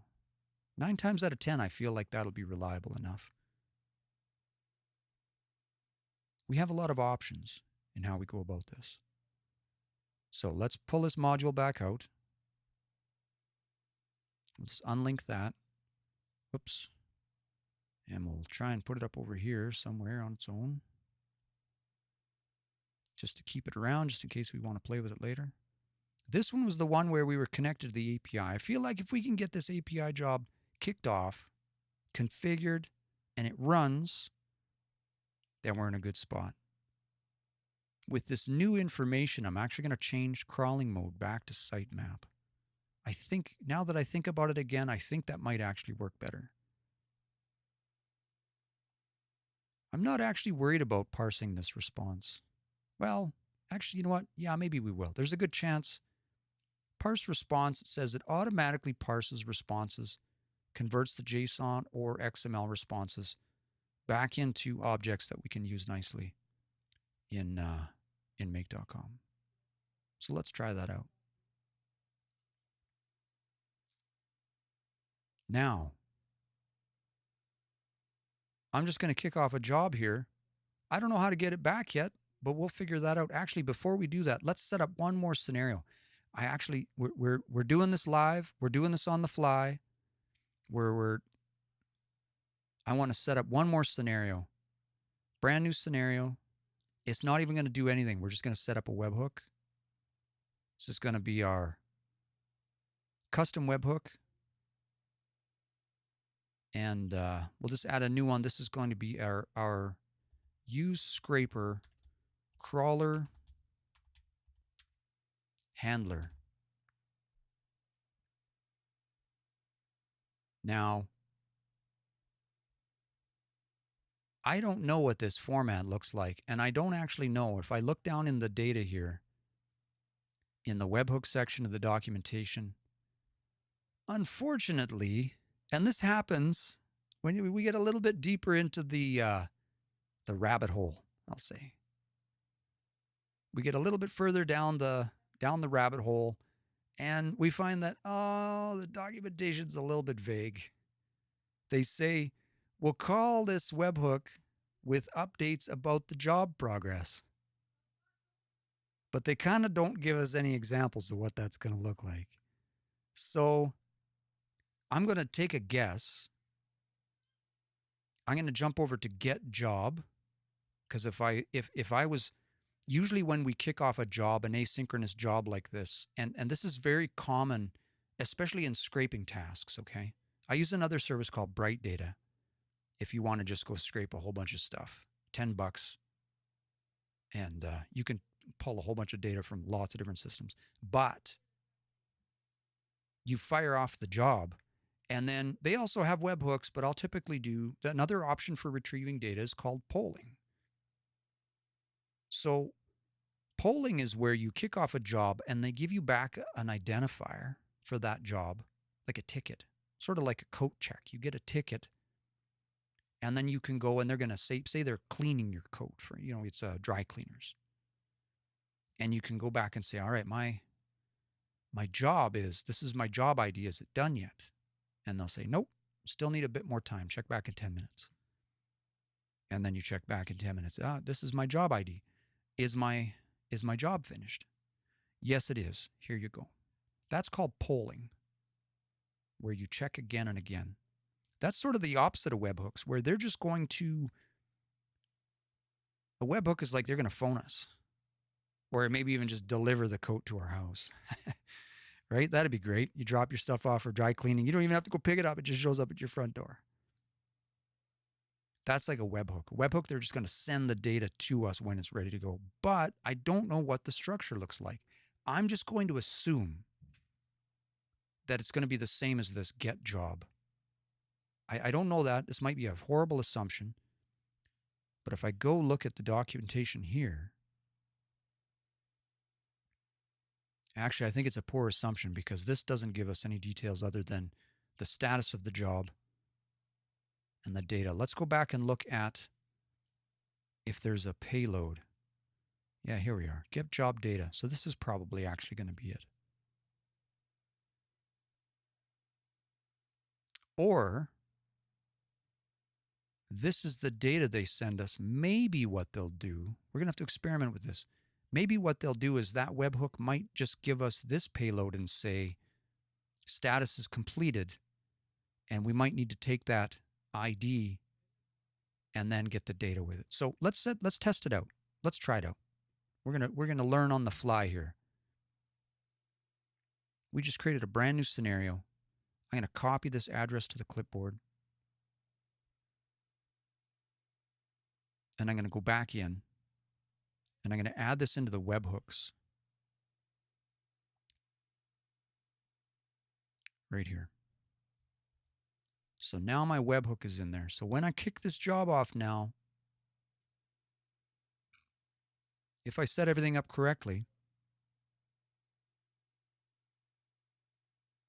it's going to start this job in the remote system, and then hopefully at some point it's going to call our webhook.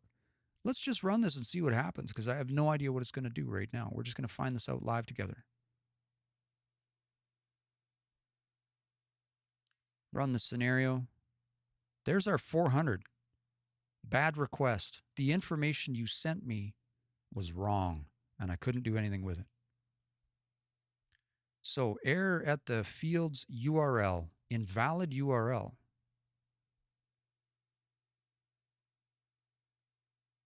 Oh, I see. We need to put, that's something we did in our other job. We need to put the protocol in there.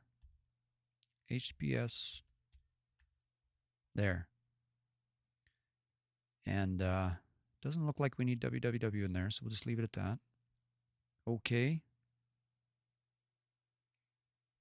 Let's run this again. Okay. So that request was fine. We sent that in. What did it give us back? We got some headers. We got a status code back that says 201, which means good to go. Some other headers. And then some data. And it even echoed back our request. Oh, there's some other stuff in here. Use browser 2, notices, empty. And here's the ID of the job. And we can see that successfully determined, this is already completed, it looks like. I wonder if I can access that if I go into set variable.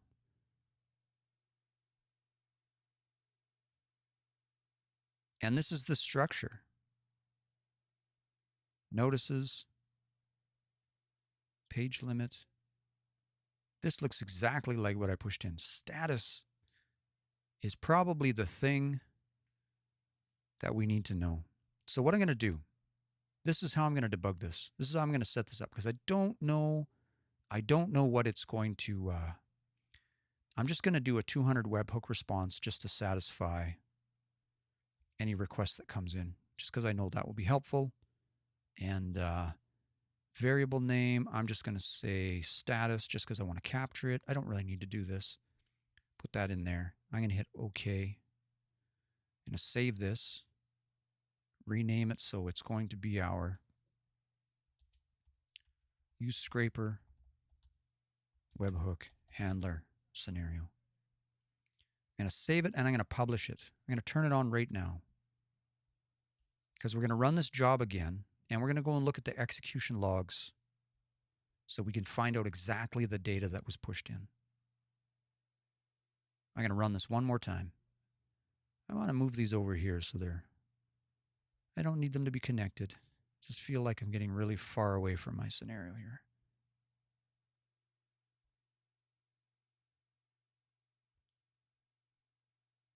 If you hit run, triggers another job. Now, this is the thing about these async operations. I have no idea when this comes in. So if I just go back and I look at my history, I can see that we've had a successful operation. There was 684 bytes of information came in. Click on details. In the details, we can now go in and have a look at the data. Page limit is 25. Status said running. Let's go back. Just refresh this.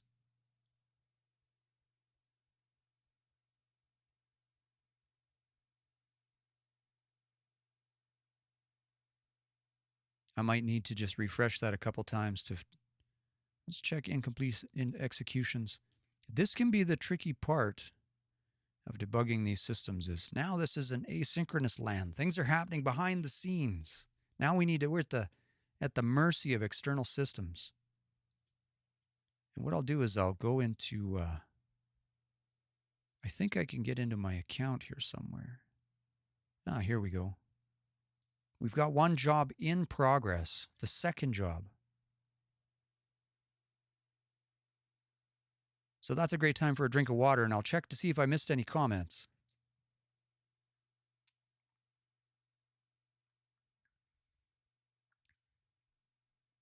Appreciate everybody coming on the live today and all the likes. Likes and the shares, I appreciate that. Grace says, I have no idea what you're doing, but keep killing it. We're going to let this job run for a minute. Just a quick recap of what we're trying to do here. I'm building out a personal assistant. I'm using custom GPTs right now, which I really like. But I'm trying to, the thing that annoys me about custom GPTs is I want a custom GPT for every one of my customers because I want it to know what we're working on. I wanted a record of my meetings in there. I want to brain dump my thoughts, task list. I want it connected to these things because I tell you, the older I get, if I got 5 or 6 jobs going at the same time, I feel like I'm juggling. And I like to be organized, but I'm not always the most organized. So if I can get to the point where I can have an assistant, and I use custom assistants for this right now, but it's a lot of manual work setting it up all the time. Every time I go out, a new client comes in, I do research, take notes in the meetings and all this stuff, and it takes some time and it's worth it. But I'd like to try and automate some of this process. What I want this to do is when I get that booking email come in, I want it, my personal assistant to say, hey, this is a new client, and go and do some, I don't want to say recon. That's the wrong word. I want to go do some research. I want to pull in the website data. So immediately, right out of the gate, what I know is what industry you're in, And I might have an idea already what kind of problems you might be trying to solve if I've worked in your industry or vertical before. And then, so we're kicking, this is the part we're working on right here. We kick off this job that's going to get data from your website based on your sitemap. We just set up this handler for this webhook right here.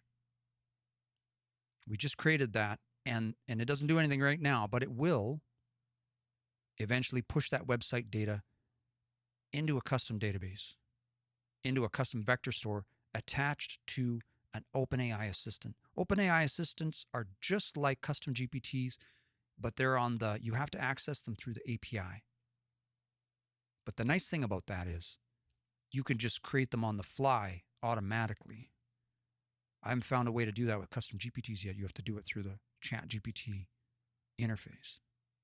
So I want to automate this process a little bit. And then eventually I can add additional functionality to this. For instance, down the road after we have a meeting, we have a kickoff meeting, and that transcript comes in.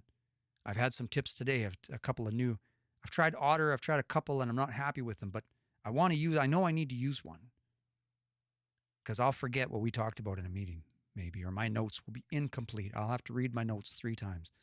I want that transcript to come in and be automatically forwarded into another workflow that's going to attach it to the same database for that client.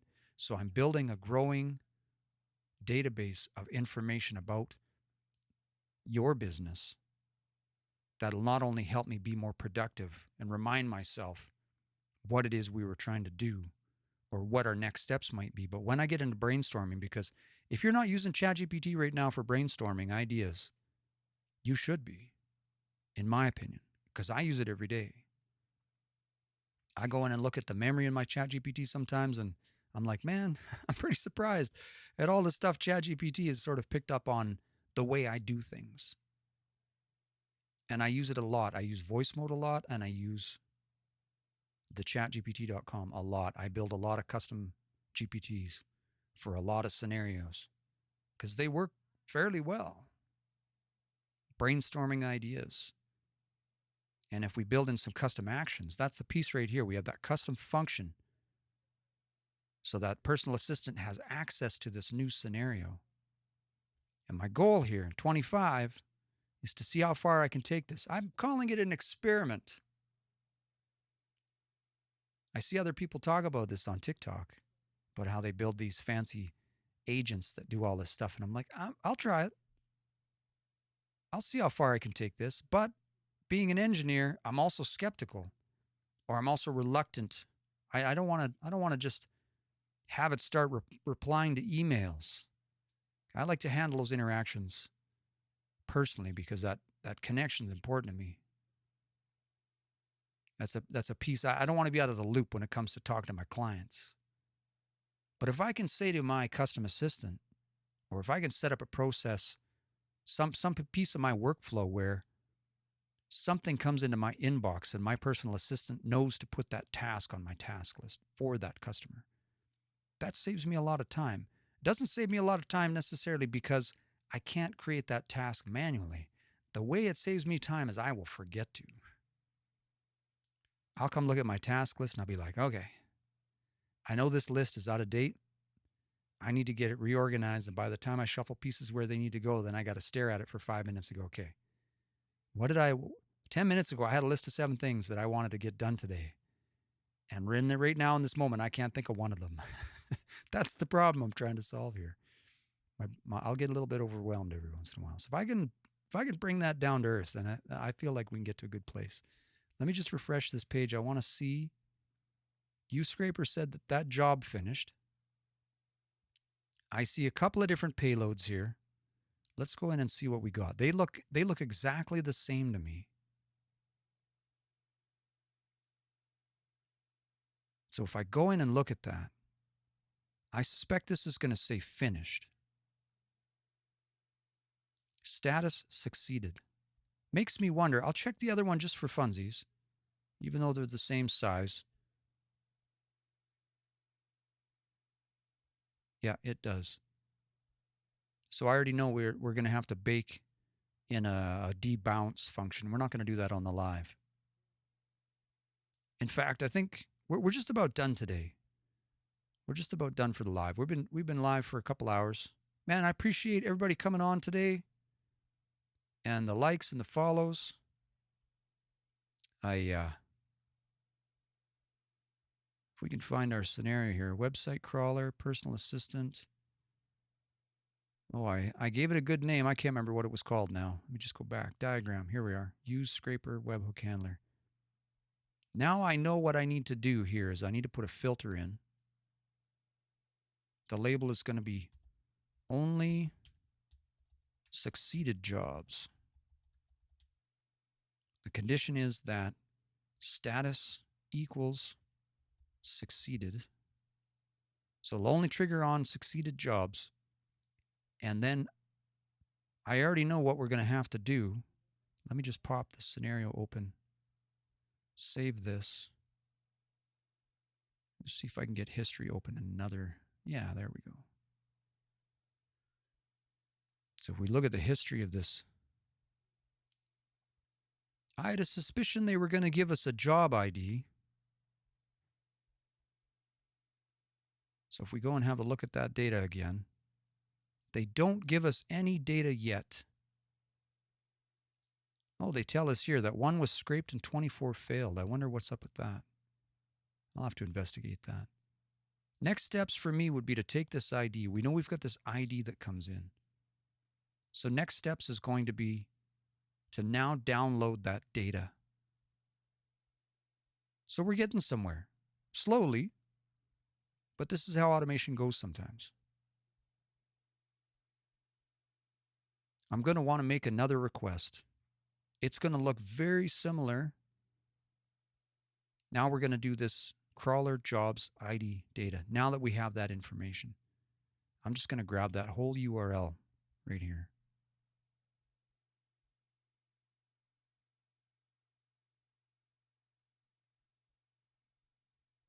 If I drop that in there, I've got the ID I got back already right here.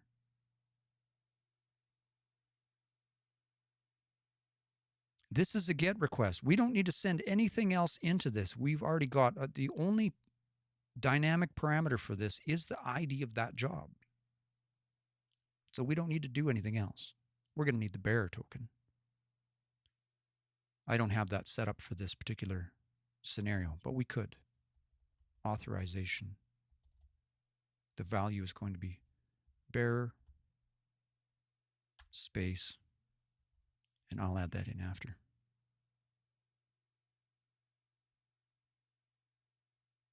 There is no body for this request. I think we can just exclude that because it is a GET request. You can technically send a body with a GET request, and some servers will want that, but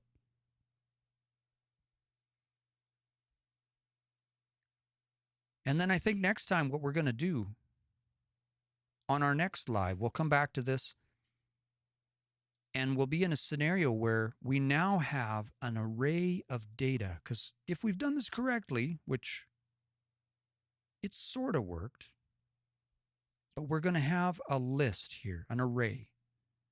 We're going to get back some JSON in this response. When we go out and get the results of this job, we can start to build out this next scenario, this one here. This is the scenario we'll be building out next time, where that webhook has come in from UseScraper, and it's notifying our scenario that the job is complete. So we're going to take the job ID from that, and we're going to build out the rest of this scenario. And in order to do that, we're going to have to get into this data structure a little bit, because this is a lot more complex now. This is a lot more complex data structure because we've got, hopefully if it's worked correctly, we've got multiple results in here. We're going to want to be able to probably keep track of the title, maybe the description, and then the content, that markdown that we're going to get back from the scraper. We're going to want to keep track of that. We're going to want to aggregate all of that into something, or individually we can push them into our vector store as individual documents. But the other trick we're going to have to do is we're going to have to link this scraping job in this scenario back to this client. So we've got a few pieces we still need to wire together. But we're getting close. We're getting close. We've come a long way. We've now built out 3 scenarios. We've got our first one fleshed out a little bit. We got it to the point where that personal assistant can kick off our second scenario, which is great. And then today we managed to get the job kicking off, and we started fleshing out our third scenario. Now, there's probably other frameworks out there. In fact, I know there are, that might let you handle all of this in, maybe set up multiple webhooks in one place. We can look at that too. Maybe N8N or another system that will let us do this all in one place. But this is typically how I'll approach this. Try and make my workflows, scenarios, our processes, try to make them small and manageable so that we can build them out individually. We're starting to get a little bit of complexity here. But we've still got the workflows or the scenarios still nice and small. Keep them organized.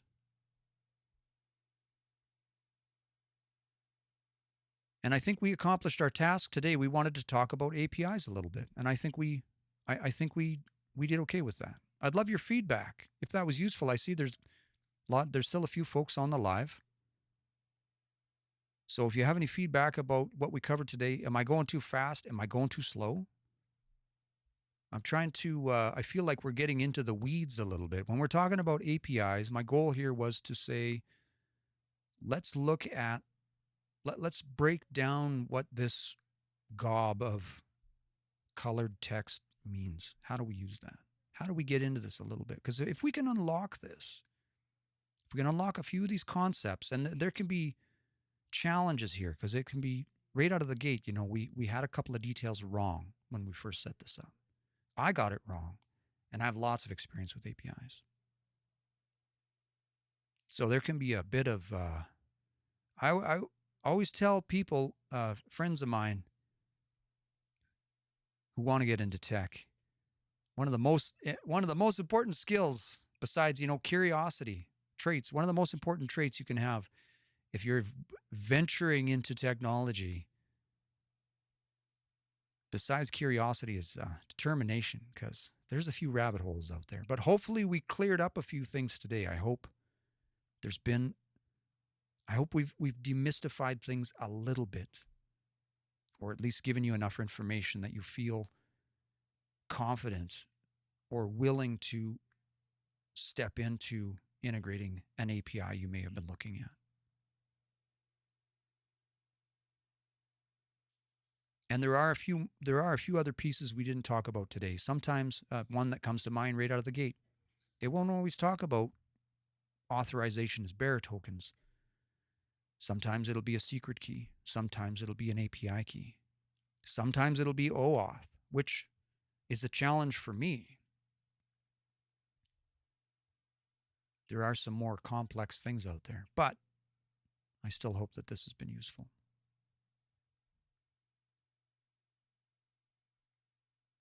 I'm just going to leave the live open for a few minutes. I think we're going to wrap it up there today. So we'll just leave it for a few minutes for any last comments. I'm using this, I've been using the monitor live on TikTok, and it shows me, I get to see the comments at least. Oh, there are comments. Look at that. I just had to scroll down. All right, I'll take a few minutes to get through these comments. Josh says, I didn't know what's an assistant, what they were used for. Use Firefly. So that's a second recommendation for Fireflies. Mrs. Jones says, I use Fathom. I've got a list now. I need to go through. I've used Otter and I've looked at Fathom. I'll take another look at this one. Fireflies has a Make integration. I use it to transcribe meetings. I don't necessarily need it to have an integration. Like I said, my whole goal here is that I want to interact with my personal assistant by email and Slack. Hey, Pumpernickel says I'm late to the party. That's okay. Tomorrow this will be on YouTube. If you click on the link in my bio, I'll upload all my lives to my YouTube. You can go check it out there. And then you can put it on 2x. I talk a little slow sometimes, so if you want to speed it up, you have the option there. But my goal here is to interact with my agent by email. I think that's already in my workflow. Email and Slack. I want to be able to, if an email comes into my inbox, I don't automatically send emails into something. I want to set up a rule in my inbox that says, if it's a booking notification, or if it's a meeting transcript from Fathom, send that into this, forward it to this address. And then that'll hit my scenario, and it'll, do the Plinko thing through there, and hopefully end up in the database where I can, again, send an email to my personal assistant. Hey, regarding client so-and-so, set up this task, or give me this detail. Or can you start, this is something, we talked about that at the beginning of the live. I've been looking at this tool. Somebody asked about how to set up an API. So we might do that. We'll keep track of some of these tools. Somebody said to use Replit. I think it was Replit for setting up an API. We can have a look at that. But I'm looking at this tool. It's called Mermaid. And it's just a JavaScript library that lets you take some text like this and turn it into a diagram. So I'm thinking it might be cool to, have my custom assistant be able to generate that text for us, and then we'll set up an API that uses this library to build diagrams and send it back to me via email or something like that. That would be kind of cool. Mrs. Jones says, I built an agent that takes my voice to text and writes a sales page, emails, social media posts, and a blog. That's amazing. I'd love to. I'm gonna have to sign up for that live class because I got a few things to learn. I love it. I'm a little slow moving on some of these things, but I recognize how much, and I get AI, I get the technology intuitively, but I can't help but balance my enthusiasm with I don't want to say skepticism, caution. Sometimes I'm a little slow moving on technology. Sometimes I feel like I'm moving faster on AI than probably I would normally. But I was automation, make.com, Zapier, all that stuff. I got it immediately, because when I was still in software, doing infrastructure, doing work with teams, automation was my day job. But I was using more tooling specific to the field, more infrastructure related stuff. And when I look at the business sector, when I come out of the software industry specifically and look at, part of my thinking was, how do we apply some of these things in the business world? Simple things like a Kanban board, right? Which is just so useful in so many different scenarios. Not saying you have to use it, but we have a lot of cool tools that are useful in a lot of contexts. So, but I'm getting there, and I will take that class. I make MVP says, I'm going to try to build something similar. That's awesome. Gunther says, just joined. This looks hella useful. If you missed the bulk of it, check my YouTube tomorrow. I will have this live uploaded to the YouTube. You can go there and get the recap. Body Audie says, what package did you use for the bubbles showing flow? Oh, I didn't realize. I did a search today. This is one of those things. I use so many things.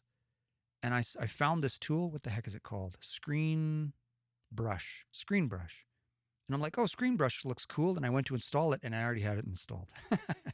That's just how that goes. But it gives me a lot of cool tools. So if I hold down this hotkey, it makes this nice little, what do they call it? Flashlight. And if I just hold down the function key, I can draw, and then it disappears. I can shut that off so it stays. If I just hold down the button and click, it does that little, so I'm kind of liking this. I like to draw boxes and point at things. when I worked at I worked at a sign shop, a big sign shop in Calgary. It was 15 years ago, and they laughed at me because I put a great big piece of plexiglass on the wall behind my desk on standoffs, and I had whiteboard markers, and I would draw on that thing all day long. Draw and point at boxes. That's just how I work. All right. Hey, Mrs. Jones, I'm glad you enjoyed it. I'm glad it was helpful. I thank you for the feedback, everybody. Is this using REST? This is a REST API. That API we were looking at today. This is technically a RESTful API. Yes. What does REST even structure? Restructured. REST is basically just semantic APIs, meaning that when you specify these endpoints, a REST API means that your endpoint should be I guess deterministic. So you'll have different endpoints for different objects in your system. If you have like a user endpoints, and then for those you have semantics. You use the semantic verbs, I guess I'll say. So get means something, post means something, put means something, patch means something. That's all REST means. It's just a spec. I make MVPs. How will future meetings with the client be sent to the database? By email. When the email comes in, that's my goal. If we go back to my graph here, the transcript will come into me from, again, Fathom or whatever tool I end up using. When I get that email transcript, will hit my inbox. I will have a rule set up in my inbox that says, if I get an email from Fathom that says meeting transcript or whatever the subject is, it's automatically going to forward it to this scenario's email hook. Because if you recall, we have two different types of webhooks in our scenarios. And if we go back to our other scenario, let's go back to that one. Save changes. Go back to my Aaron's personal assistant. We have two types of hooks. One is a webhook and one is a custom mail hook. This is a mail hook, meaning that when we set this up, we get an email address that we can send email to that will kick off a scenario. So I will have a forwarding rule set up that will automatically forward email from my account to that custom address, and that will kick off the scenario. That meeting transcript, as soon as it comes in, it will hit this particular scenario. And then based on the, probably based on the client email, I'll match it up again. I'll use the client email to match it up with the correct assistant. There's some complexity to work out there. I'll figure it out. It'll probably not work the first couple times. I hope that made sense, MVP. Mrs. Jones says, oh yeah, human VA reviews everything before it's posted. Absolutely. Yeah. My AI agent just does the grunt work. I've done that with other clients too, with just set up automations just to sort of, here's a draft. A really cool automation we set up is I use there's a cool tool out there called High Level. And you don't have to use it. I mean, you can use Twilio or something else. But I really like it because it's got a bunch of stuff in there I like. But the ability to be able to send a text message into a system with a picture attached, that's cool. Because I set up an automation at for one client where they're just super busy, and we just trained the OpenAI assistant on their business and then set up a scenario where they could take a picture at work, text it to this number with no context, just the picture, text it to a number that was trained for them, that was set up for them. And the assistant already know, okay, this came from this business. This is what they do. If I get this picture type, if I get this type of photo from them, then this is what they want. So it was like daily specials. So they could just take a picture of the sandwich board where they'd written out in, chalk or whatever, what their daily specials were. And it would automatically build out social media posts and upload it to the social media scheduler as a draft, and then send them a notification so they could just go review it and then post it if they wanted to. So basically it's only saving, 15, 20 minutes. But when you're busy, that 15, 20 minutes, when you know you need to be posting every day, you need to be posting, you need to be posting, you need to be posting, right? And then we augmented that system afterwards to be like, send out, or if we hadn't received a photo or something from them by a certain time in the day, then it would kind of start nagging them. Be like, hey, yeah, remember, you need to post on your Instagram today. Here's some ideas, right? The AI is just doing the automation. The AI is just doing the grunt work, I guess, like you said. Tentacle says, you have so much experience in software development. Is there a way to assign process to the core? Do you mean assign it back to the personal assistant, or can you clarify that question a little bit? I don't quite understand what you're getting at.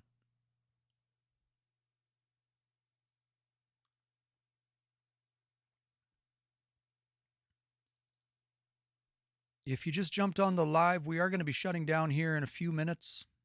You can get the recap, the full recap. We've been working on, we worked on integrating an API with make.com. We talked about the different bits. We talked about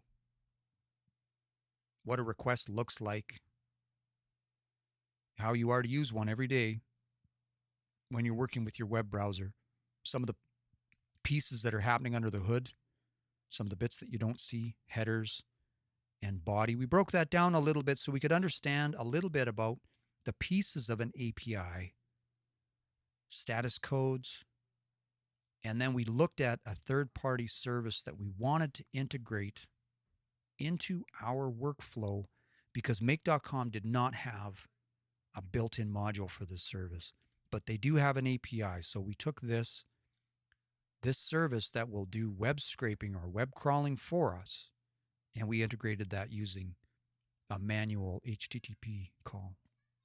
So you can get the full recap on YouTube. It'll be uploaded later tonight or tomorrow. Tentacle says, in other words, set affinity of an app to one of the cores.